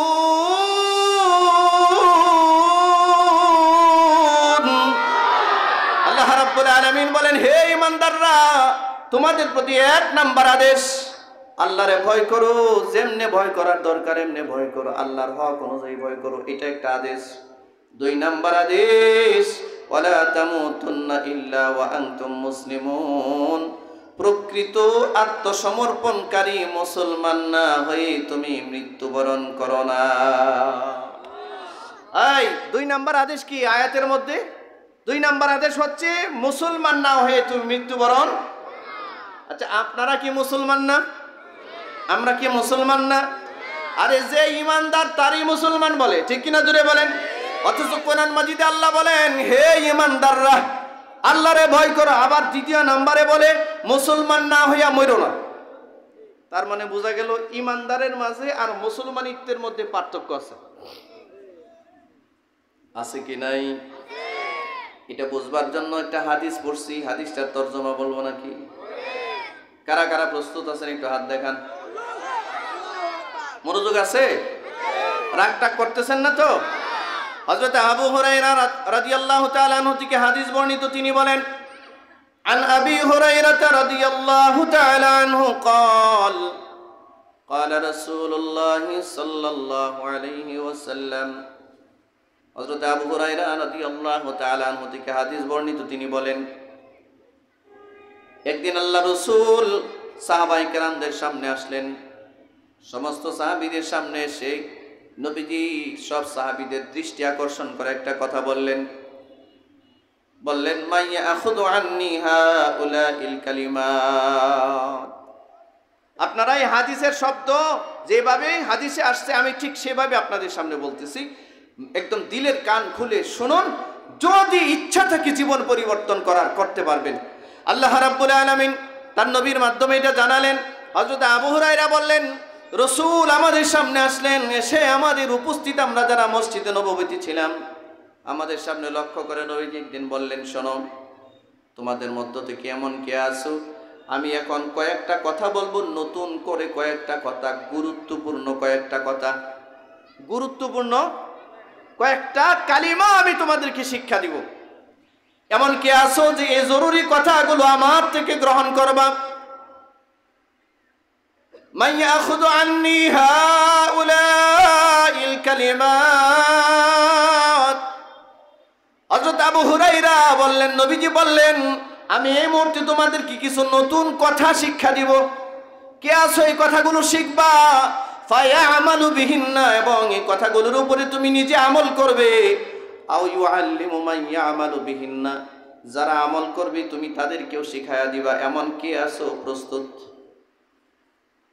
কুলতু আনা ইয়া রাসূলুল্লাহ, হযরত আবু হুরায়রা বললেন, কুলতু, তিনি বললেন, আনা ইয়া রাসূলুল্লাহ, ওগো আল্লাহর নবী আমি প্রস্তুত আছি, এই কথাগুলো আমাকে শিখিয়ে দেন, আমি নিজেও আমল করব, যারা আমল করবে আমি তাদেরকেও শিখিয়ে দিব। সুবহানাল্লাহ। সর্বাধিক হাদিস বর্ণনাকারী সাহাবীর নাম কি?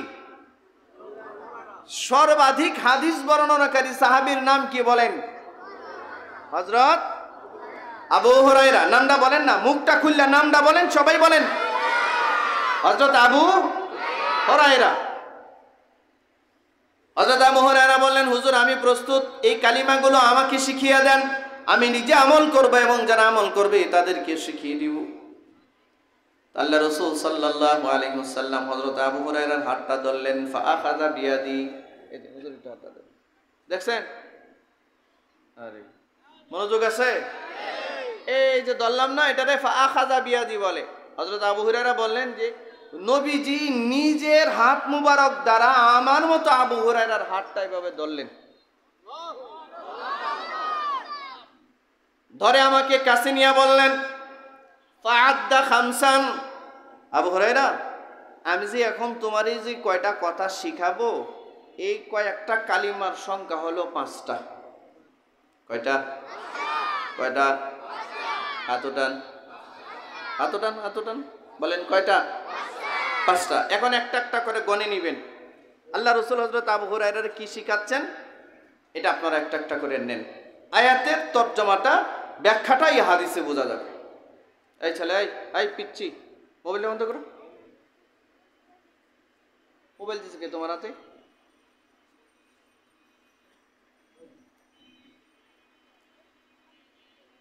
তো অনেক ডিস্টার্ব করতেছে বাচ্চাগুলো।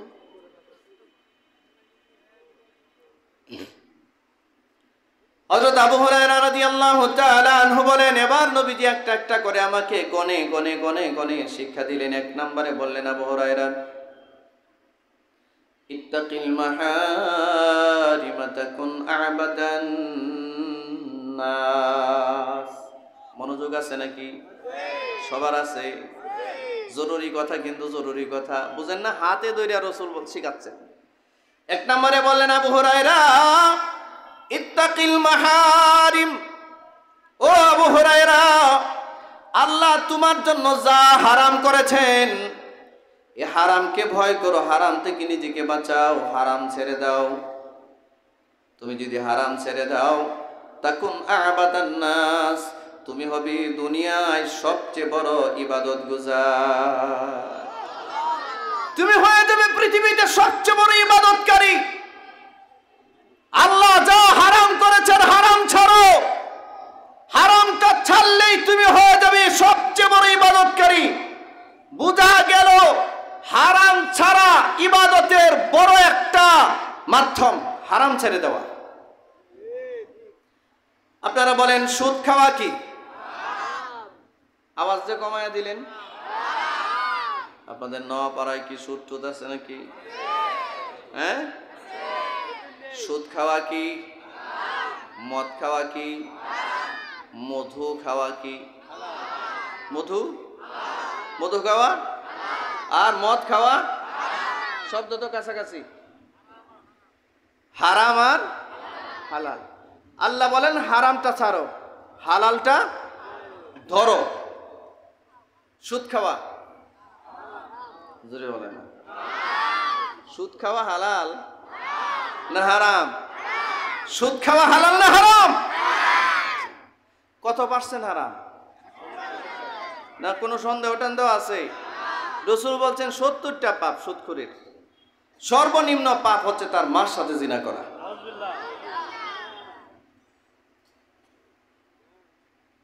আর কোরআন মাজিদ আল্লাহ তাআলা বলেন, ফা ইল্লাম তাফআলু ফাযানু বিহারবিম মিনাল্লাহি ওয়া রাসূলিহি। আল্লাহ বলেন, সুদের ব্যবসা ছেড়ে দাও। যদি সুদের ব্যবসা ছাড়তে মন নাই স্যার, তাহলে তোমার আর একটা রাস্তা খোলা আছে। এই রাস্তার নাম হচ্ছে আল্লাহ এবং তার রাসূলের সাথে যুদ্ধ করার প্রস্তুতি গ্রহণ করা। তাহলে এই সুদ হালাল না হারাম? আমাদের দেশে দেখবেন অনেক নামাজি আছে, নামাজও পড়ে আবার সুদেরও ব্যবসা করে। নাই? আসের আওয়াজ আসতে দেন কেন? আছে আছে। তাহলে সুদ খাওয়া কি আর নামাজ পড়া ইবাদত, ঠিক কিনা জোরে বলেন? আল্লাহ রাসূল বলেন, আবু হুরায়রা, নামাজ তো পড়বা, অবশ্যই নামাজ পড়বা, তবে হারামটা ছেড়ে দাও। হারাম নিয়ে নামাজ পড়ে তোমার কোনো ফায়দা হবে না। হারাম ছাড়ো, হারাম হারাম ছাড়ো। মদ খাওয়া হারাম, হারাম ছেড়ে দাও। ঘুষ খাওয়া হারাম, ঘুষ। আমাদের সমাজে এমন বহু ঘুষখোর আছে, তাহাজ্জুদে নামাজও পড়ে। কি বলে? আর অফিসে গিয়া ঘুষ কথা ভাই কথা, অফিসে গিয়া কি খায় এবং প্রতি বছর হজও করে। তাহলে তাহাজ্জুদের নামাজ পড়া কি ইবাদত, ঠিক না জোরে বলেন? ফাতাহাজ্জাদ বিহি নাফিলাতাল লাক। তাহাজ্জুদ হচ্ছে নফল ইবাদত। আর ঘুষ খাওয়া হারাম, এটা বর্জন করা মুসলমানের উপরে ফরজ। তাহাজ্জুদ পড়া নফল আর ঘুষ ছেড়ে দেওয়া ফরজ, ঠিক কি না জোরে বলুন? তো সে ফরজ বাদ দিয়ে নফল পড়ে, নফল। আমাদের সমাজে এমন বহু ভাই আছে যে ভাইগুলো বোনের হক মেরে দিছে। আপনাদের নওয়াপাড়ায় নাই? নাই? আমার জানা মতে তো এমন ভাই আছে যে 2টা ভাই 4টা বোন। কোটি কোটি টাকার সম্পদ বোনেরা পায়, 1 টাকার সম্পদও দেয় নাই। না দিয়া বোনদের জায়গা বিক্রি করে ওনারা স্বামী স্ত্রী 2 জন মিলে হজ করে এসে আলহাজ হয়েছে। নাই এবার উঠে যাবেন, এমন হয় না? ব্যথা লাগতেছে? এই ভাই কথা বলেন না কেন? এমন হাজি নাই সমাজে? সমাজে নাই? আচ্ছা, বাবার সম্পত্তিতে মেয়েদের কোনো হক আছে কিনা? কারা কারা মনে করেন আছে? হ্যাঁ, হাত দেখান। দেন আর না দেন, হাতটা তো দেখেন। আছে? আমি আমার দায়িত্ব পালন করলাম যে আল্লাহ হাতও উঠাইছিলাম। বাবার সম্পত্তিতে মেয়েদের হক আছে। কি পরিমাণ? মিন হাযিল উনসায়াইন।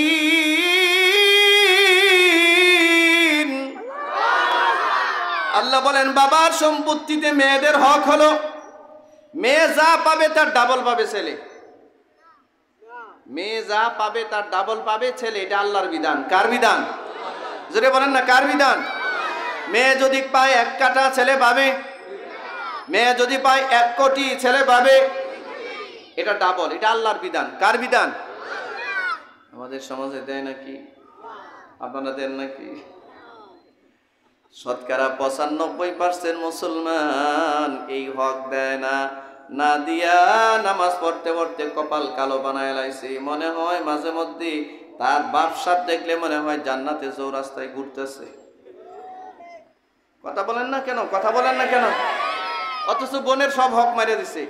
জানেন, কোরআনের শাসন ব্যবস্থা যদি আমাদের রাষ্ট্রে থাকতো, তাহলে এই বন্ডামি করে বোনদের হক মেরে দেওয়া চিন্তাও করা যেত না, চিন্তাও করা যেত না। মুসলমান ভাইয়েরা আমার, বোনদের আমাদের এই 92% মুসলিম সমাজে 100 মুসলমানের মধ্যে 95 জন মুসলমান বাবার রেখে দেওয়া সম্পদের সুষম বন্টন করে না। কথা ঠিক কিনা? জোরে বলুন। বাবার রেখে দেওয়া সম্পদের সঠিক হিস্সা প্রদান করে না। ঠিক কিনা? 95%। কত পার্সেন্ট? আপনারা কথা বলেন না দি? আচ্ছা, যে 5% বাকি রাখলাম, এই 5% মানুষ যারা বোনদের হক দেয়, এই 5%-এর অবস্থা কি এটা একটু বলি। বলবো? আপনাদের কি রাগ করতেছেন? কষ্ট হইতেছে? আরে যত আগে ছাইরা দিব তত তো আমার ফায়দা। আমার তো ঢাকা যাইতো। ছেড়ে দিব না চলবে? চলবে। 5% মুসলমান যারা বোনদের হক দেয়, এমন জায়গা দেয় যে জায়গা দলিল নাই, রাস্তা নাই, দখল নাই, খাস জমি। এটা দিয়া বলে নিলে নে, না নিলে নাই, বাড়ি সার। বলে কি? বলে না? আপনাদের নপাড়ায় মনে হয় বলে না। হ্যাঁ, উঠেন না কিন্তু, কেউ উঠেন না। উঠলে বুঝবো আপনি এই রোগে আক্রান্ত। বদ হজম হইলেও বসে থাকেন, কষ্ট হইলেও বসে থাকেন, কথাগুলো শোনেন। করছেনটা কি? আপনি যে তাহাজ্জুদ পড়েন, আপনি যে আশরাক পড়েন, আপনি যে আওয়াবিন পড়েন, আপনি যে তাসবিহ পড়েন, আপনার বোন তো আপনাকে বদদুয়া দিচ্ছে। বোনের সম্পত্তি বিক্রি করে ওনারা স্বামী স্ত্রী 2 জন মিলে হজের সফরে গেছে। ওখানে বাইতুল্লাহ চাদর ধরে এই বুড়া কান্দে, বলে আল্লাহ বহু কষ্ট করে আইছি হজ করতে, বোনের সম্পদ মাইরে আইছি, আমারে মাফ করেন। আরেকজনে কয় আমিন। মাফ করতে, হ্যাঁ আমিন, মাফ করবো আল্লাহ। আর বোন বাংলাদেশে জায়নামাজের মুসল্লা বিছায়া জায়নামাজে পড়ে সিজদায় গিয়া চিৎকার করে কান্দে আর বলে আল্লাহ আমার বাবার সম্পত্তি থেকে যারা আমাকে বঞ্চিত করলো, আপনার রহমত থেকে তাকে বঞ্চিত করে দেন। আপনারা এবার ফতোয়া দেন, দোয়া কারটা কবুল হবে? দোয়া কারটা কবুল হবে? বোনেরটা কবুল হবে, কারণ বোন এখানে মাজলুম। ঠিক কিনা? বোন এখানে মাজলুম। এটা চলছে কিনা আমাদের সমাজে? একটা হাদিস মনে হয়ে গেছে, বলবো নাকি? বোনদের সাথে আমাদের আচরণ এরকম, নবীর আচরণটা কেমন ছিল এটা একটু বলি, একটু সময় লাগবে। কারা কারা শুনতে প্রস্তুত? মাশাআল্লাহ। মক্কা বিজয়ের পরে ফতহে মক্কার পরে একটা যুদ্ধ হয়েছিল, এটার নাম হচ্ছে গাজওয়ায়ে আহজাব, হুনাইনের যুদ্ধ। এই হুনাইনের যুদ্ধ অনেক বড় যুদ্ধ হয়েছিল। মুসলমানের মুজাহিদদের সংখ্যা ছিল 12,000। আর ওই যুদ্ধের চিফ অফ কমান্ডার ছিলেন মুহাম্মদ সাল্লাল্লাহু আলাইহি সাল্লাম নিজে। নবী ছিলেন সেনাপতি।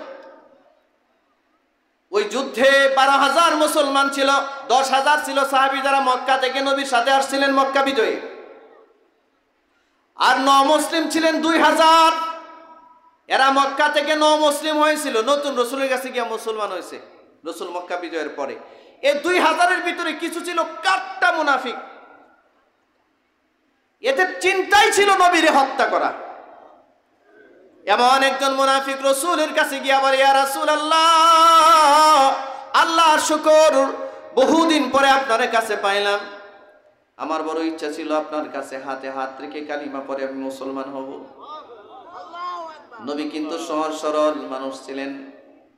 মনে রাখবেন, জান্নাতি যত মানুষ হয় তারা দুনিয়ায় খুব বেশি সরল হয়, আর যত জাহান্নামী মানুষ এরা দুনিয়ায় খুব বেশি ক্রিটিক্যাল হয়। আরে বুদ্ধি আর বুদ্ধি, ওর পায়ে বুদ্ধি, ওর লঙ্গিত বুদ্ধি, ওর গামছাত বুদ্ধি, ওর মাথায় বুদ্ধি, ওর টুপিতে বুদ্ধি, ওর সারা শরীরে বুদ্ধি আর বুদ্ধি, আর যত বুদ্ধি সব 2 নাম্বারই বুদ্ধি। নাই এরকম? জান্নাতি মানুষগুলো বড় সহজ সরল, এত পেঁচগুজ বুঝে না। নবীজি এত পেঁচ বুঝতেন না। রসুল হাত বাড়ায় দিছে, আর ওই মুনাফিক মুসলমান হয়ে গেছে। এবার নবীরে বলে, হুজুর, হুনাইনের যুদ্ধের ডাক আসছে, জীবনে আপনার জন্য কিছু করতে পারি নাই, আমার বড় ইচ্ছা হুনাইনের যুদ্ধে আপনি অবশ্যই যাবেন। আপনার যাওয়ার সময় আপনার সিকিউরিটিতে যারা থাকবে, আপনার নিরাপত্তায় যারা থাকবে, এই নিরাপত্তার মধ্যে আমারও রাখবেন। আমি আপনাকে নিরাপত্তা দিতে চাই, প্রয়োজনে আপনাকে রক্ষা করার জন্য আমার জীবন বিলিয়ে দিতে চাই। এটা কে কয়? মুনাফিকই কয়। মুনাফিকের ইচ্ছা কি জানেন? ইচ্ছা হচ্ছে হুনাইনের যুদ্ধে তো মুহাম্মদ সাল্লাল্লাহু আলাইহি ওয়াসাল্লাম যাবে, সাহাবীরা যুদ্ধে লিপ্ত হয়ে যাবে, এই সুযোগে যেহেতু মুহাম্মদ কাছে থাকবে, আমি মুহাম্মদকে হত্যা করব। নাউজুবিল্লাহ যে বলেন না। আমাদের সমাজে এমন মুনাফিক আছে কিনা? পিছন থেকে ছুরি মারে এমন আছে কিনা? এ মুনাফিক একটা খঞ্জর নিচে হুনাইনের যুদ্ধে সাহাবীরা রওনা দিয়েছেন। এই খঞ্জরটা মুনাফিক 5 বছর পর্যন্ত নিজের হাতে দাঁড় করাইছে, শান দিছে। শান শুধু শান দেয় নাই, ওই খঞ্জরের ভিতরে বিষাক্ত বিষ মাখাইছে, বিষ মাখাইছে, বিষ দিছে। উদ্দেশ্য হলো এমন আঘাত করব মুহাম্মদকে, যদি খঞ্জরের আঘাতে মারা না যায়, অন্তত খঞ্জরের মাথার মধ্যে যে বিষ লাগাইছি, এই বিষের ক্রিয়ায় যেন মুহাম্মদ মারা যায়। জোরে বলেন নাউজুবিল্লাহ, জোরে বলেন। এই লোক নবীরে গিয়া বলে, হুজুর, আমি মুসলমান হইলাম, আপনি আমারে হুনাইনের যুদ্ধে আপনার ব্যক্তিগত নিরাপত্তায় যাদেরকে রাখবেন, আমারেও তাদের কাছে জায়গা দিয়েন। যেমন হুনাইনের যুদ্ধে নবীজি ব্যক্তিগত নিরাপত্তায় হযরতে ওমরকে রেখেছিলেন, হযরতে আলীকে রেখেছিলেন, আর হযরতে বেলালকে রেখেছিলেন। এক পাশে হযরতে ওমর, ডান পাশে হযরতে ওমর, বাম পাশে হযরতে বেলাল, বাম পাশে হযরতে আলী, আর সামনে হযরতে বেলাল, আর পিছনে ওই মুনাফিকরে দিয়েছেন, তুমি পিছন সাইডটা দেখো। কারে দিছে? যুদ্ধে গেছে, বিশাল যুদ্ধ, অনেক লম্বা কথা সংক্ষেপে বলতেছে। হুনাইনের যুদ্ধে প্রাথমিক অবস্থায় মুসলমানদের বিপর্যয় হয়েছিল, সমস্ত সাহাবীরা বিক্ষিপ্ত হয়ে গেছে। হযরত ওমর, হযরতে আলী, হযরতে বেলাল যুদ্ধে লিপ্ত হয়ে গেছে, নবী একা হয়ে গেছেন। আর ওইদিকে মুনাফিক খঞ্জরটা হাতে ধরে উঠাইছে, খঞ্জর উঠাইছে, নবীজির পিঠ মুবারক বরাবর উঠাইছে, ছেড়ে দিবে। কারে মারতে চায়? কারে মারতে চায়? হযরতে আলী যুদ্ধ করতেছে, আবার একটু পরে পরে নবীরে তাকায় দেখতেছে, কারণ একনিষ্ঠ সাহাবী ছিলেন। হযরতে আলী নিজের জীবনের চেয়ে বেশি মহব্বত করত। যেই মাত্র ওই মুনাফিক এই বিষ মিশ্রিত খঞ্জরটা উঠায়া নবীজির পিঠের মধ্যে মেরে দিবি, এই মুহূর্তে হযরতে আলীর নজর গেছে।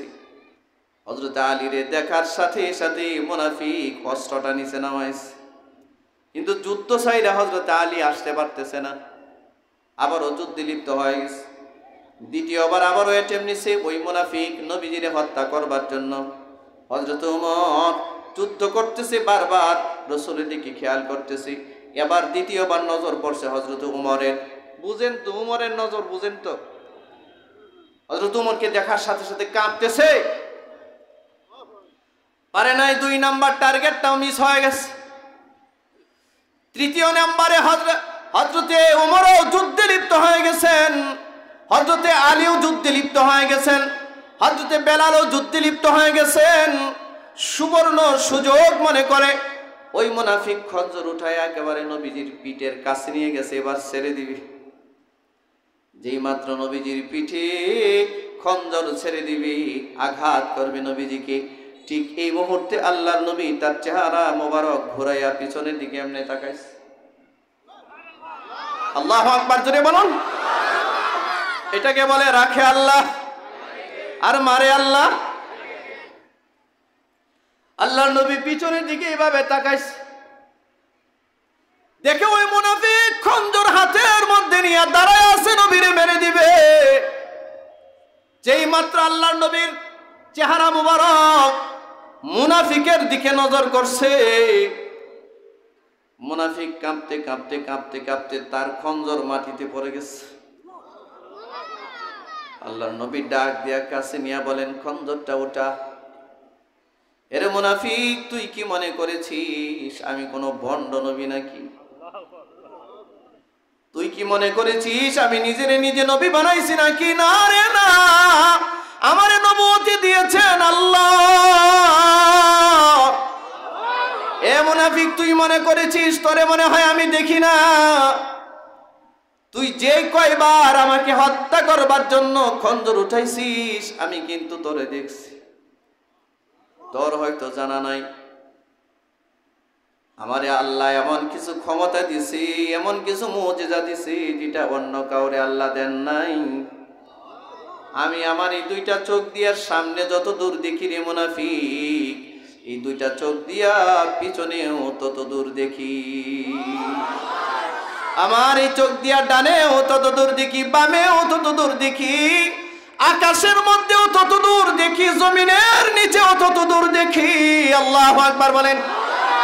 তুই কি জানিস না আমার পিঠের মধ্যে মোহরে নবুয়ত আছে? এটা এমনি এমনি আল্লাহ দেয় নাই, এটার মধ্যে ক্যামেরা ব্যাক ক্যামেরা সব দেখা যায়। আল্লাহু আকবার বলেন। এ কারণে আল্লাহর নবী কোনো গুরুস্থানের পাশ দিয়ে হেঁটে গেলে নবীজি বলতে পারতেন এখানে কারো আযাব হচ্ছে কিনা। ও আল্লাহর বান্দারা, এমন তুমুল একটা যুদ্ধের মধ্যে, বিশাল যুদ্ধ, আল্লাহর নবী মুনাফিককে ডাক দিয়া কাছে নিছে। কাছে নিয়ে বুকটার মধ্যে নবীজি তার হাত মোবারক দিয়ে একটা থাপ্পড় দিছে, বুকে হাত রাখছে, বলছে আমারে মারার ব্যর্থ চেষ্টা করিস না। আমার আল্লাহ যতদিন দুনিয়াতে আমাকে রেখেছেন, আমারে কেউ মারতে পারবে না। ব্যর্থ চেষ্টা না করে যা আল্লাহর জমিনে আল্লাহর দ্বীন কায়েম করার জন্য কাফেরদের বিরুদ্ধে যুদ্ধে লিপ্ত হ। এই মুনাফিক এতক্ষণ পর্যন্ত মুনাফিক ছিল, সে বলতেছে সারা জীবন দুনিয়াতে যদি আমার কোনো দুশমন থাকতো তাহলে মুহাম্মাদের মতো দুশমন আর কেউ ছিল না। কিন্তু যেই মাত্র নবীজি আমার বুকের মধ্যে হাত রাখছে, মনে হয়েছে আমার এই কলিজার মধ্যে এতদিন যে আগুন জ্বলতেছিল, নবীজি হাতটা রাখার সাথে সাথে আদাওয়াতি দুশমনির আগুন সাথে সাথে নিভে গেছে। মনে হলো আমার কলিজাটা কে জানি বরফের পানি দিয়ে ধুয়ে দিয়েছে। যে পরিমাণ দুশমনি ছিল নবীর প্রতি আমার, এই পরিমাণ মহব্বত চলে আসছে। আমি যুদ্ধে লিপ্ত হয়ে গেছি, তুমুল যুদ্ধ শেষ হওয়ার পরে কাফের তায়েফ থেকে 30,000 সশস্ত্র কাফের আসছে। 12,000 মুসলমানদেরকে হত্যা করতে, এমনকি মুহাম্মদুর রাসূলুল্লাহ সাল্লাল্লাহু আলাইহি ওয়াসাল্লামকে হত্যা করার জন্য আসছি।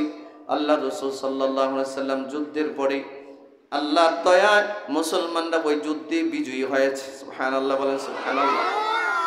সবচেয়ে বেশি গনিমতের মাল গাজওয়ায়ে হুনাইনে মুসলমানদের হাতে হস্তগত হয়েছে। 6,000 যুদ্ধবন্দী মুসলমানদের হাতে হস্তগত হয়েছিল।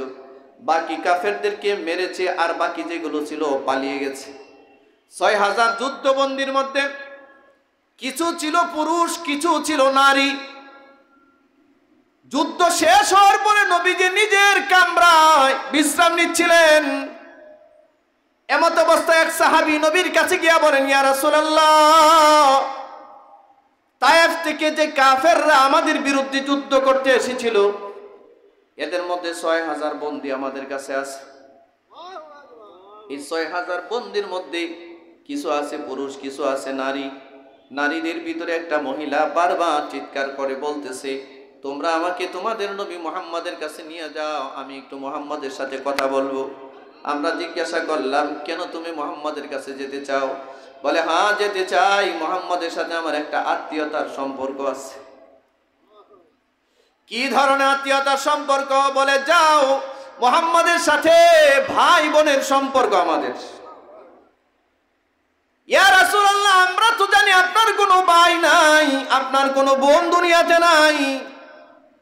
আপনার জন্মের আগে বাবা মারা গেছে, জন্মের 6 বছর পরে। কথা বলেন, আপনার জন্য ভাই বোন নাই? বলে, হ্যাঁ আমিও তো জানি আমার ভাই বোন নাই। কিন্তু ওই মহিলা দাবি করতেছে, মহিলা কে? তায়েফ থেকে আসছে। কার বিরুদ্ধে যুদ্ধ করতে? নবীর বিরুদ্ধে যুদ্ধ করতে আসছে। ওই মহিলা দাবি করতেছে তিনি নাকি আপনার বোন হয়।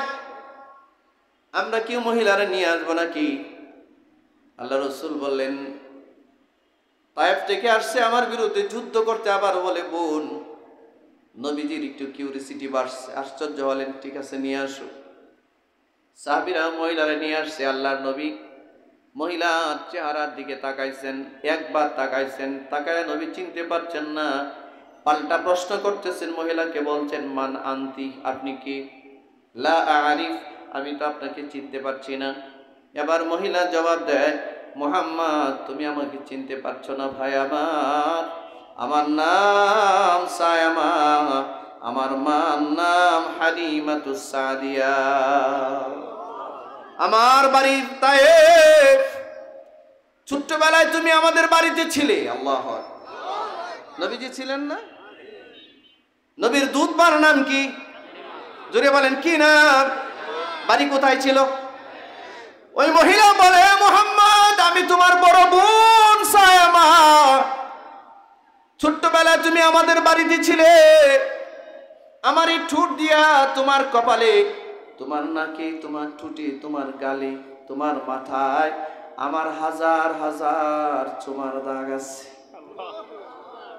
জানোনি, ছোটবেলায় আমি 2টা হাত দিয়ে তোমারে আমার কোলে জীবনে বহুবার নিয়েছি।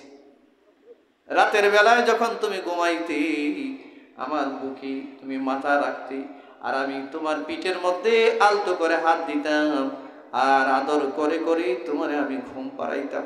আমি তোমার সেই বোন। হাদিসের মধ্যে আসছে, মহিলা বলতে দেরি হয়েছে, নবীজি বসা থেকে লাফ দিয়া দাঁড়াইতে দেরি হয় নাই। বিশ্ব নবী দাঁড়ায় গেছেন, রাহমাতাল লিল আলামিন, বসা থেকে দাঁড়ায় গেছেন। শুধু দাঁড়ায় নাই, এদিকে লক্ষ্য করেন, নবীজি বসা থেকে দাঁড়ায়, রসুলের গায়ে ইয়ামানি একটা চাদর ছিল, ইয়ামানি দামি চাদর।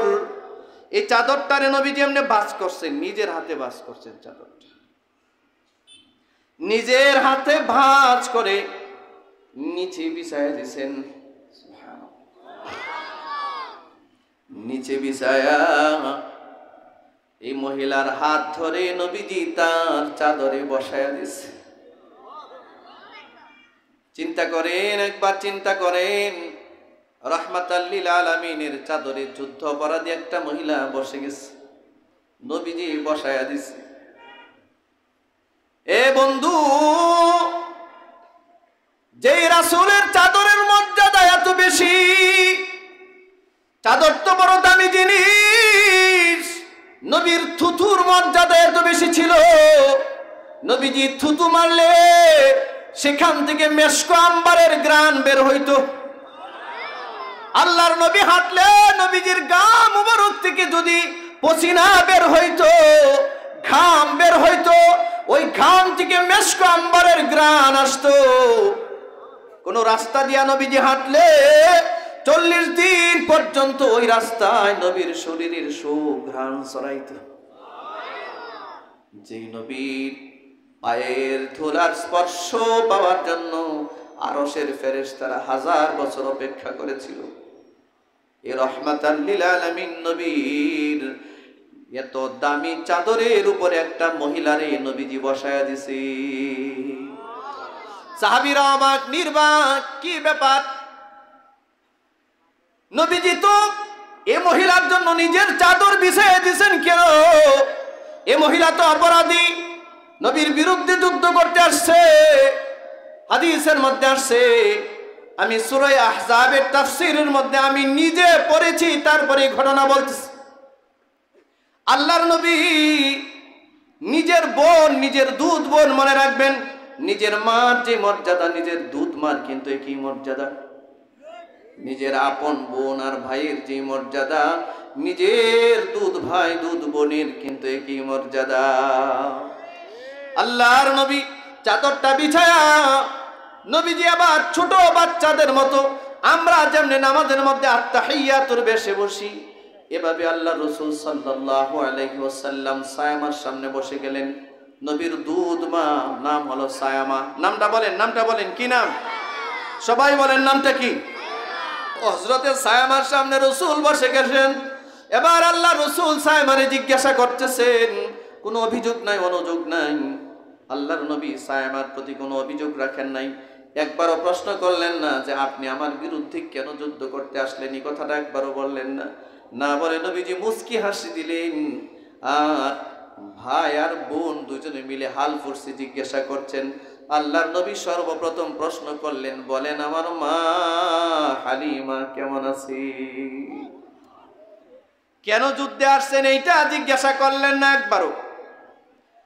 রাসূল বলেন, মা কেমন আছে? মা আমারে যে দুধ খাওয়াইছে, যার কাছে আমি 4-5 বছর ছিলাম, প্রথম দফায় ছিলেন 2 বছর, দ্বিতীয় দফায় ছিলেন আরো 2 বছর। হযরতে মুহাম্মদুর রাসূলুল্লাহ বলেন, আমার আম্মা জান হযরতে হালিমা কেমন আছে বলেন। সায়মা আমার কথা মনে হয়ে গেছে। সায়মা বলতেছে, বহুদিন পরে ভাই আর বোনের সাক্ষাৎ, মার কথা বলে ভাই বোন খুব কান্না করলেন। রাসূলের চোখ দিয়া পানি পড়তেছে, সায়মার চোখ দিয়া পানি পড়তেছে। 12,000 সাহাবী সবাই তাকায় আছে। আল্লাহর নবীর চোখের পানি দেখে 12,000 সাহাবী সবাই কান্না শুরু করে দিয়েছে। ও আল্লাহর বান্দারা, এবার আল্লাহ রাসূল অনেক লম্বা কথা সংক্ষেপে বলতেছে। আল্লাহ রাসূল নিজের বোনের বলেন, ও আমার বোন, আপনি কেন যুদ্ধে আসছেন এটা আমার জানার বিষয় নয়, যেভাবে হোক চলে আসছেন, বলেন আমি এখন আপনার কি উপকার করতে পারি? আল্লাহু আকবার। আপনি আমার কাছে কি চান? ও নোয়াপাড়ার মুসলমান, যশোরের মুসলমান, নিজেরাও আমরা আমাদেরকে মুসলমান বলে দাবি করি, নবীর উম্মত বলে দাবি করি, কিন্তু নবীর আদর্শের কিছুই আমাদের মধ্যে নাই। আমরা তো আমাদের বোনদেরকে যেন বাবার সম্পত্তির হক দিতে না হয়, এই জন্য বোনদেরকে যুগের পর যুগ চলে যায়, মাসের পর মাস যায়, বছরের পর বছর যায়, যুগের পর যুগ যায়, বোনগুলোকে টেলিফোন করে না, বাড়িতে আনে না, মেহমানদারি করে না, বোনগুলোকে বাড়িতেও আসতে দেয় না, আসলেও বোনগুলোর সাথে ভালো ব্যবহার করে না। এই বুঝি আপনার চরিত্র আর আমার চরিত্র? এই চরিত্র নবীর চরিত্র ছিল না। এই চরিত্র নিয়ে কেউ নবীর সামনে হাসরের মাঠে দাঁড়াতে পারবে না। আল্লাহ রাসূল সাল্লাল্লাহু আলাইহি ওয়াসাল্লাম হযরতে সায়মার সামনে বসে বলতেছেন আমি আপনারে কি উপকার করতে পারি বলেন। এবার সাইমা বলতেছে ভাই আমার, আমি যুদ্ধ অপরাধী, আমি তোমার কাছে বন্দী, তোমার সাহাবীদের কাছে বন্দী। আমি এখন আসামি, হয়তো তুমি আমার কারো কাছে বিক্রি করে দিবে বা তোমার সাহাবীরা আমাকে নিয়ে যাবে। আমি একজন বন্দী হিসেবে তোমার কাছে চাওয়া হলো, তুমি আমাকে মুক্ত করে দাও, আমার বাড়িতে যাওয়ার জন্য আমার ব্যবস্থা করে দাও। আল্লাহর নবী বললেন ঠিক আছে, আপনি একটু অপেক্ষা করেন, আমি একটু সাহাবীদেরকে জিজ্ঞাসা করি। আমি চাইলেই কিন্তু আপনারা মুক্ত করে দিতে পারি, কিন্তু আমি একক সিদ্ধান্তে আপনাকে মুক্ত করব না, কারণ এই যুদ্ধটা আমি একা করি নাই, আমার সাথে 12,000 সাহাবী ছিল। মুক্ত আমি আপনাকে করব, তবে আমার একক সিদ্ধান্তে না। আল্লাহু আকবার। এটা কি বলেন ন্যায় বিচার? আর আমাদের দেশে স্বৈরাচাররা ক্ষমতায় বসলে মনে করে দেশটাই ওর বাপদাদার দেশ, ঠিক কিনা জুড়ে বলেন। আর আল্লাহ রসুল বলেন যুদ্ধ তো আমি একা করি নাই, 12,000 সাহাবী সহ করছি।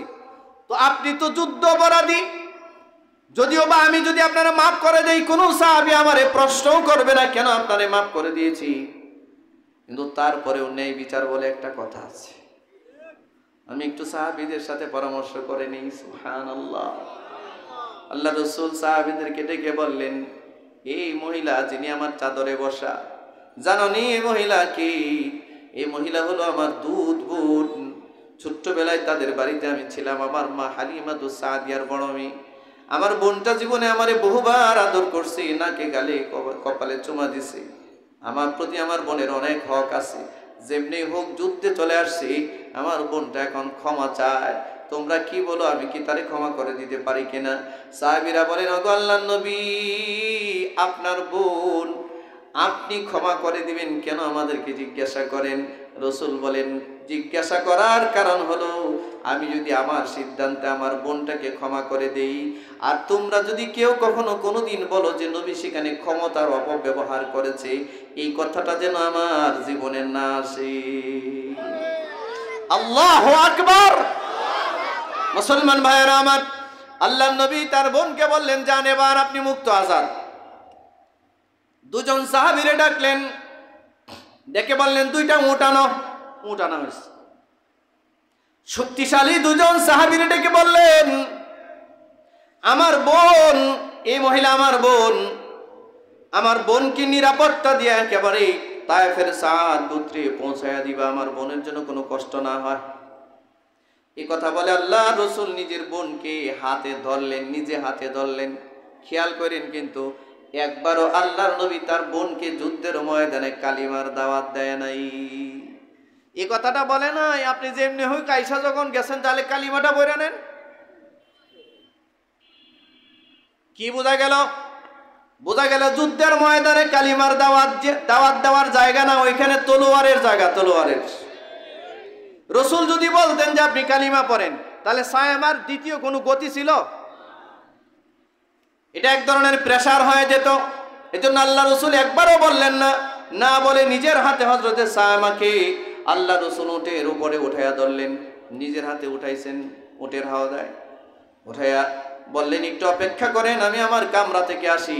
আল্লাহর নবী কামরায় গেলেন, নিজের রুমের মধ্যে গিয়া শুকনা যত খাবার ছিল, রুটি, জবের রুটি, কিছু আটা এবং কিছু খেজুর, কিছু খোরমা, এবং আল্লাহ নবীর কাছে নগদ যে অর্থ করেছিল, দিনার, দিরহাম, স্বর্ণ মুদ্রা, এগুলো নিয়ে এসে একটা পুটলার মধ্যে করে নিজের বোনের হাতে দিয়া বলেন, বোন আমার, যুদ্ধের ময়দানে এর চেয়ে বেশি কোনো হাদিয়া দেওয়ার তৌফিক আমার নাই, আমার কাছে যা ছিল আমি সব আপনারে দিয়া দিলাম, আপনি আমার প্রতি কোনো অভিযোগ রাখেন না।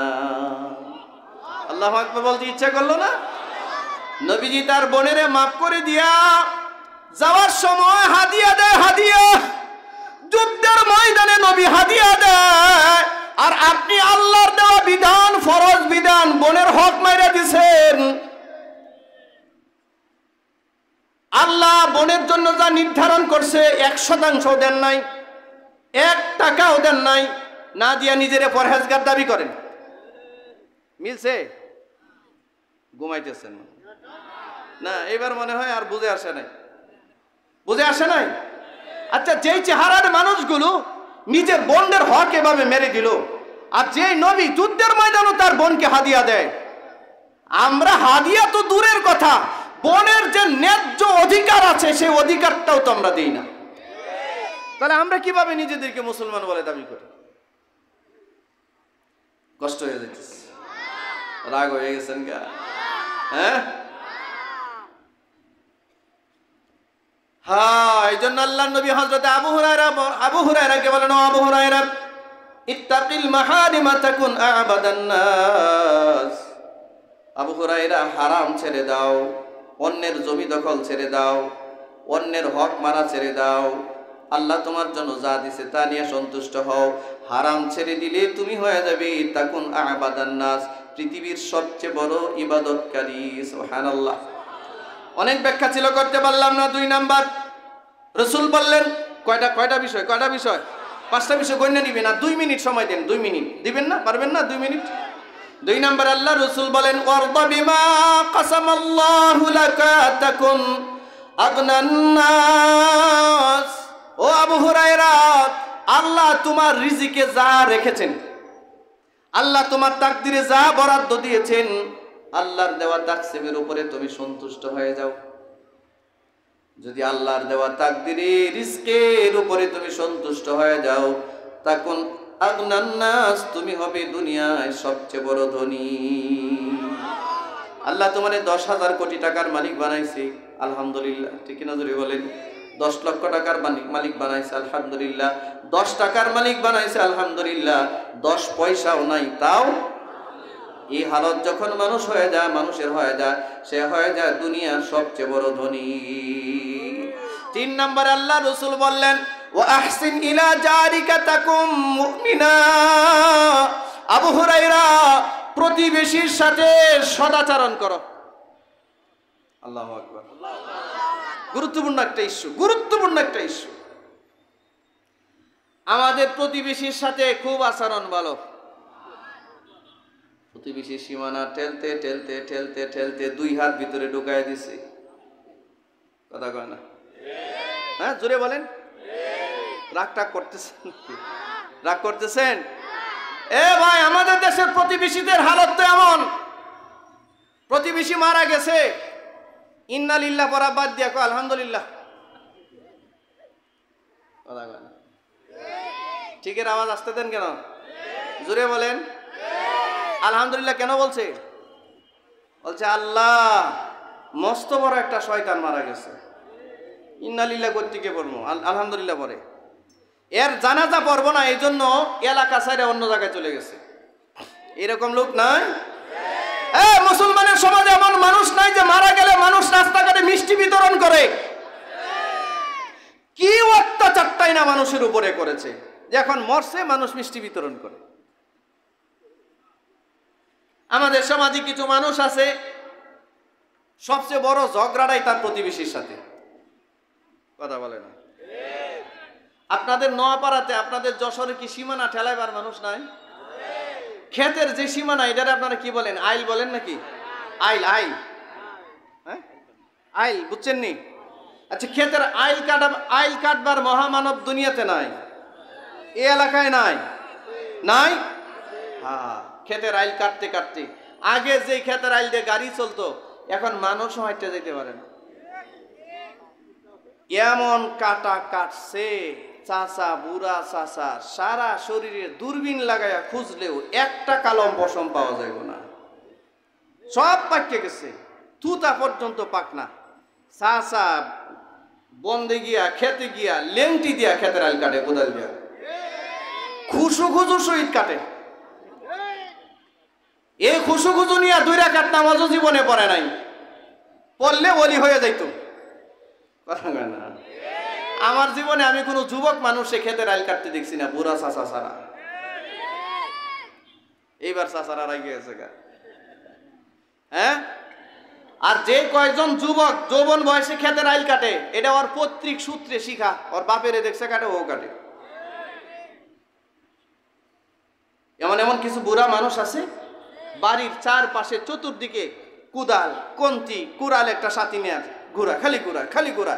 এনে গিয়া গাছের ডাল কাটে, হেনে গিয়া গাছের শিকড় কাটে, হেনে গিয়া মাটি কাটে, এই বাড়ির পিছনে গিয়া বাড়ির যে সীমানাটা আছে, বাড়ির যে সীমানার পিলারটা উঠাইয়া ভিতরে 2 হাত ভিতরে ঢুকাইয়া দিয়া মাইরা সোজা মসজিদে গেছে। আল্লাহু আকবার।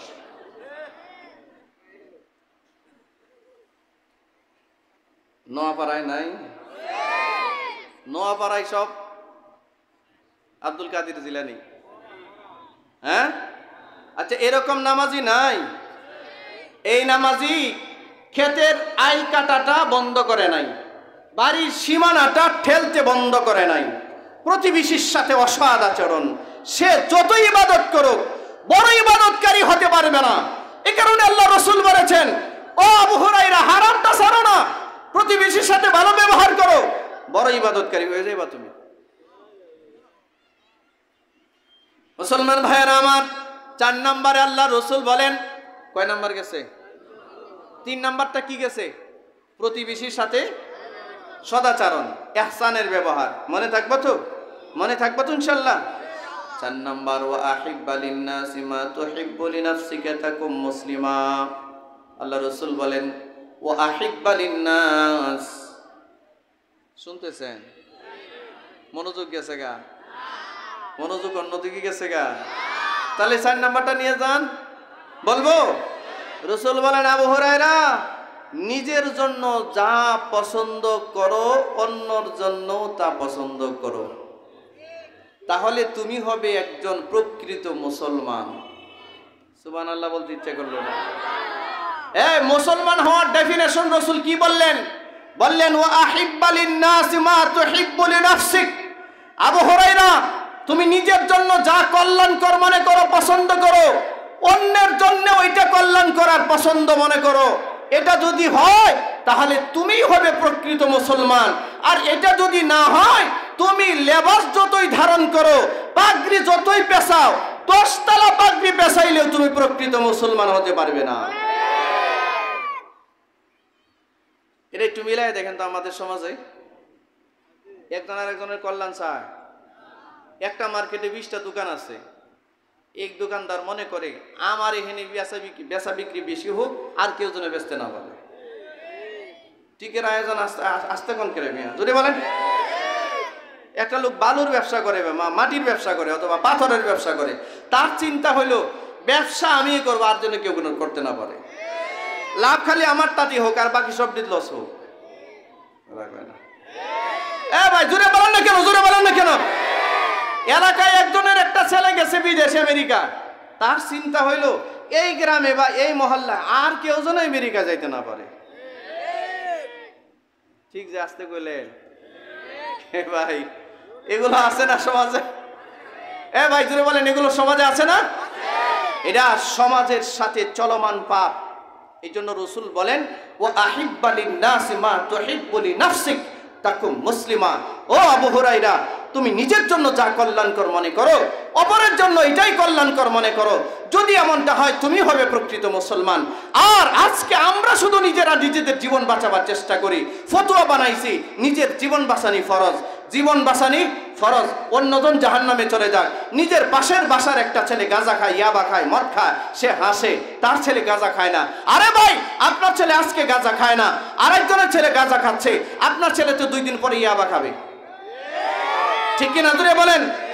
তাহলে সবার উচিত, সমাজে কোনো অনাচার যদি দেখা হয়, এটাকে বন্ধ করার দায়িত্ব সবার নেওয়া দরকার। ঠিক কিনা? আমি যেমন আমার সন্তানটাকে মদখোর দেখতে চাই না, ইয়াবাখোর দেখতে চাই না, আমি তদ্রূপ আমার প্রতিবেশী সন্তানটাকেও মদখোর আর ইয়াবাখোর দেখতে চাই না। আমার সন্তানটাকে যেমন সচ্ছল দেখতে চাই, সুশিক্ষিত দেখতে চাই, আমার প্রতিবেশী সন্তানগুলোকেও স্বচ্ছ এবং সুশিক্ষিত দেখতে চাই। এটাই হলো মুসলমানিত্ব। আর এর বাইরে যেটি আছে, এটা দ্বারা মুসলমান হওয়া যায় না। বোঝা গেল? কয় নাম্বার গেছে? বাকি আছে কয়টা? বলে লাবো? এবার 5 নম্বর আল্লাহ রাসূল বলেন, ওয়ালা তুকথিরিদ-যিক। আবু হুরায়রা, বেশি হাসবা না। ফা ইন্না কাসরাতাদ-যিক, যারা বেশি হাসি, তুমিতুল কলব, তাদের কলব মরে যায়। তাদের অন্তর মরে যায়, অন্তরাত্মা মরে যায়, যাদের কল্ব মরে যায়, এই লোকটার আকলও মারা যায়। আর যার আকল মারা যায়, কল্ব মারা যায়, তখন সে সত্য মিথ্যার পার্থক্য করতে পারে না। যার কল্ব মারা যায়, সে তখন আর ভাই বোনের সম্পর্ক রক্ষা করতে জানে না। যার কল্ব মরে যায়, সে তখন আর প্রতিবেশীর সাথে সৎ ব্যবহার করা জানে না।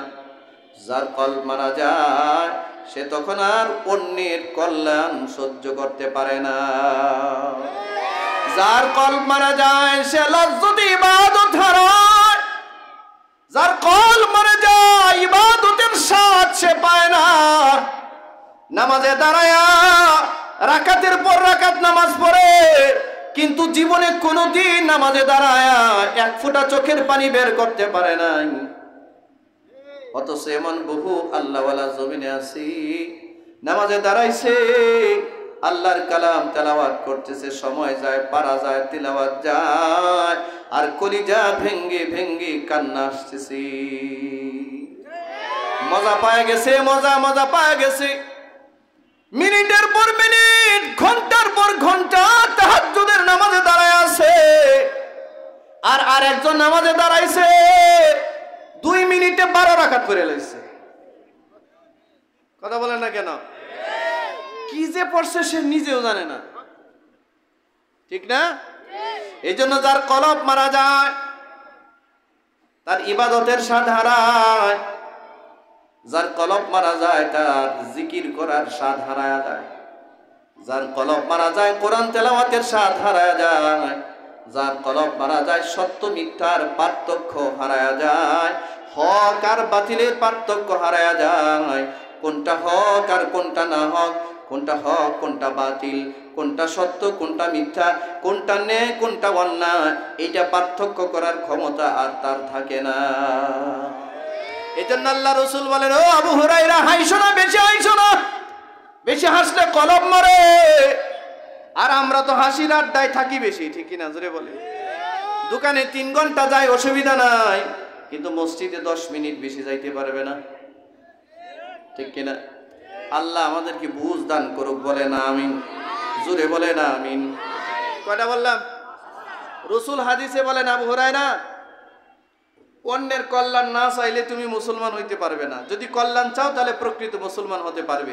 আর যে আয়াত তিলাওয়াত করেছিলাম, আল্লাহ বলেছেন, আয়াতের শেষের একটা আদেশ ছিল, ওয়ালা তামুতুন্না ইল্লা ওয়া আনতুম মুসলিমুন। মুসলিম না হয়ে, আত্মসমর্পণকারী না হয়ে মৃত্যুবরণ করো না। তাহলে আমরা কি মুসলমান হয়ে মারা যেতে চাই? কারা কারা? হাতটা উঠায় রাখেন, হাত নামাবেন না। মুসলমান হয়ে মারা যেতে চান? তাহলে কয়েকটা কাজ করতে হবে। 1 নাম্বার, হারাম ছাড়তে হবে। হাত উঠায় বলেন ইনশাআল্লাহ। হারাম খাবো না, হারাম লেনদেন করব না, হারাম জায়গায় যাব না, হারাম কিছু দেখব না। হ্যাঁ, জোরে বলেন ইনশাআল্লাহ বলেন। 2 নম্বরে আল্লাহ রাসূল বললেন, আল্লাহ যা দিছে এর উপরই সন্তুষ্ট, অন্যেরটা নিয়ে কারাকারি করব না, ইনশাআল্লাহ বলেন। 3 নাম্বার, প্রতিবেশীর সাথে সদ্ব্যবহার করব, ইনশাআল্লাহ। 4 নাম্বার, নিজের জন্য যা কল্যাণকর মনে করব, অন্যের জন্য তা কল্যাণকর মনে করব, ইনশাআল্লাহ বলেন। 5 নাম্বার, কম হাসবো, একটু বেশি কাঁদার চেষ্টা করব। আল্লাহ তৌফিক দান করুন, তবে আমরা মুসলমান হতে পারবো। আজকের এই বিশাল মাহফিলকে আল্লাহ কবুল করুন। আপনারা যে আমাকে মহব্বত করেন, আপনাদের এই মহব্বতকে আল্লাহ কবুল করুন। আমার দোস্ত, আমার বন্ধু, আমার ভাই, আরে আল্লাহর এই বান্দা যখন ফোন দেয়, তখন আমার মনে হয় যে আজরাইল আমাদের ধরলো, আমি মনে হয় এবার ছুটতে পারবো না, এমনভাবে ধরে। আমার ভাই অনেক মানে নিজ থেকে বলে, আসবেন না কেন, আসবেন না কেন, আসতেই এমনি বলে, মানে আশা লাগবে। দূর, ডায়াবেটিস হয়ে গেছে, এত লম্বা সফর দিলে দেহা কুলায় না। বন্ধুর মহব্বত, আপনাদের মহব্বত আল্লাহর তাকদিরে লিখে রাখছে। আসছি, ভাঙ্গাচোরা কিছু কথা বললাম, হয়তো যদি কেউ মনে কষ্ট পেয়ে থাকেন, কারণ কথাগুলো যেগুলো বলেছি এগুলো সমাজের সাথে সম্পৃক্ত কথা বলেছি, ঠিক কিনা? কি বলেন, ঠিক কিনা? হয়তো এই গুণাগুলো আমাদের আছে, কিন্তু গুণার উপরে কি আমরা মারা যাব না? এগুলো সারা দরকার, যার যার হিসাবগুলো বুঝিয়ে দেওয়ার দরকার আছে কিনা। আল্লাহ আমাদেরকে একদম ঋণ মুক্ত হয়ে, দেনা পাওনা মুক্ত করে মালিকের সাথে সাক্ষাৎ করার তৌফিক দান করুন। আল্লাহ আজকের এই মাহফিলকে কবুল করুন। এই মাহফিলটা প্রতি বছর হোক, আরো সুন্দর আকারে, বড় আকারে হোক, চান তো সবাই ইনশাআল্লাহ। আল্লাহ তাআলা কবুল করে নিন। ওনারা প্রকাশ্যে আপনাদের কাছে কোনো দান চাচ্ছে না, ওই যে এখানে বাক্স দেওয়া আছে, হয়তো যাদের তৌফিক আছে এটা দিয়ে যাবেন ইনশাআল্লাহ। আমার আনসারি ভাইয়ের, মজিবুর ভাইয়ের আম্মা মারা গেছে, 2 মাস হয়েছে। আল্লাহ যেন ওনার আম্মাকে জান্নাতের সর্বোচ্চ মাকাম দান করেন। এখানে অনেক ভাইয়েরা আছেন। ভাইয়ের নামটা কি জানি? হ্যাঁ, ও আচ্ছা, আব্দুল সাত্তার ভাই। সালাম ভাই, আব্দুল সালাম ভাই খুব ভালো মানুষ, অনেক মহব্বত করে দূর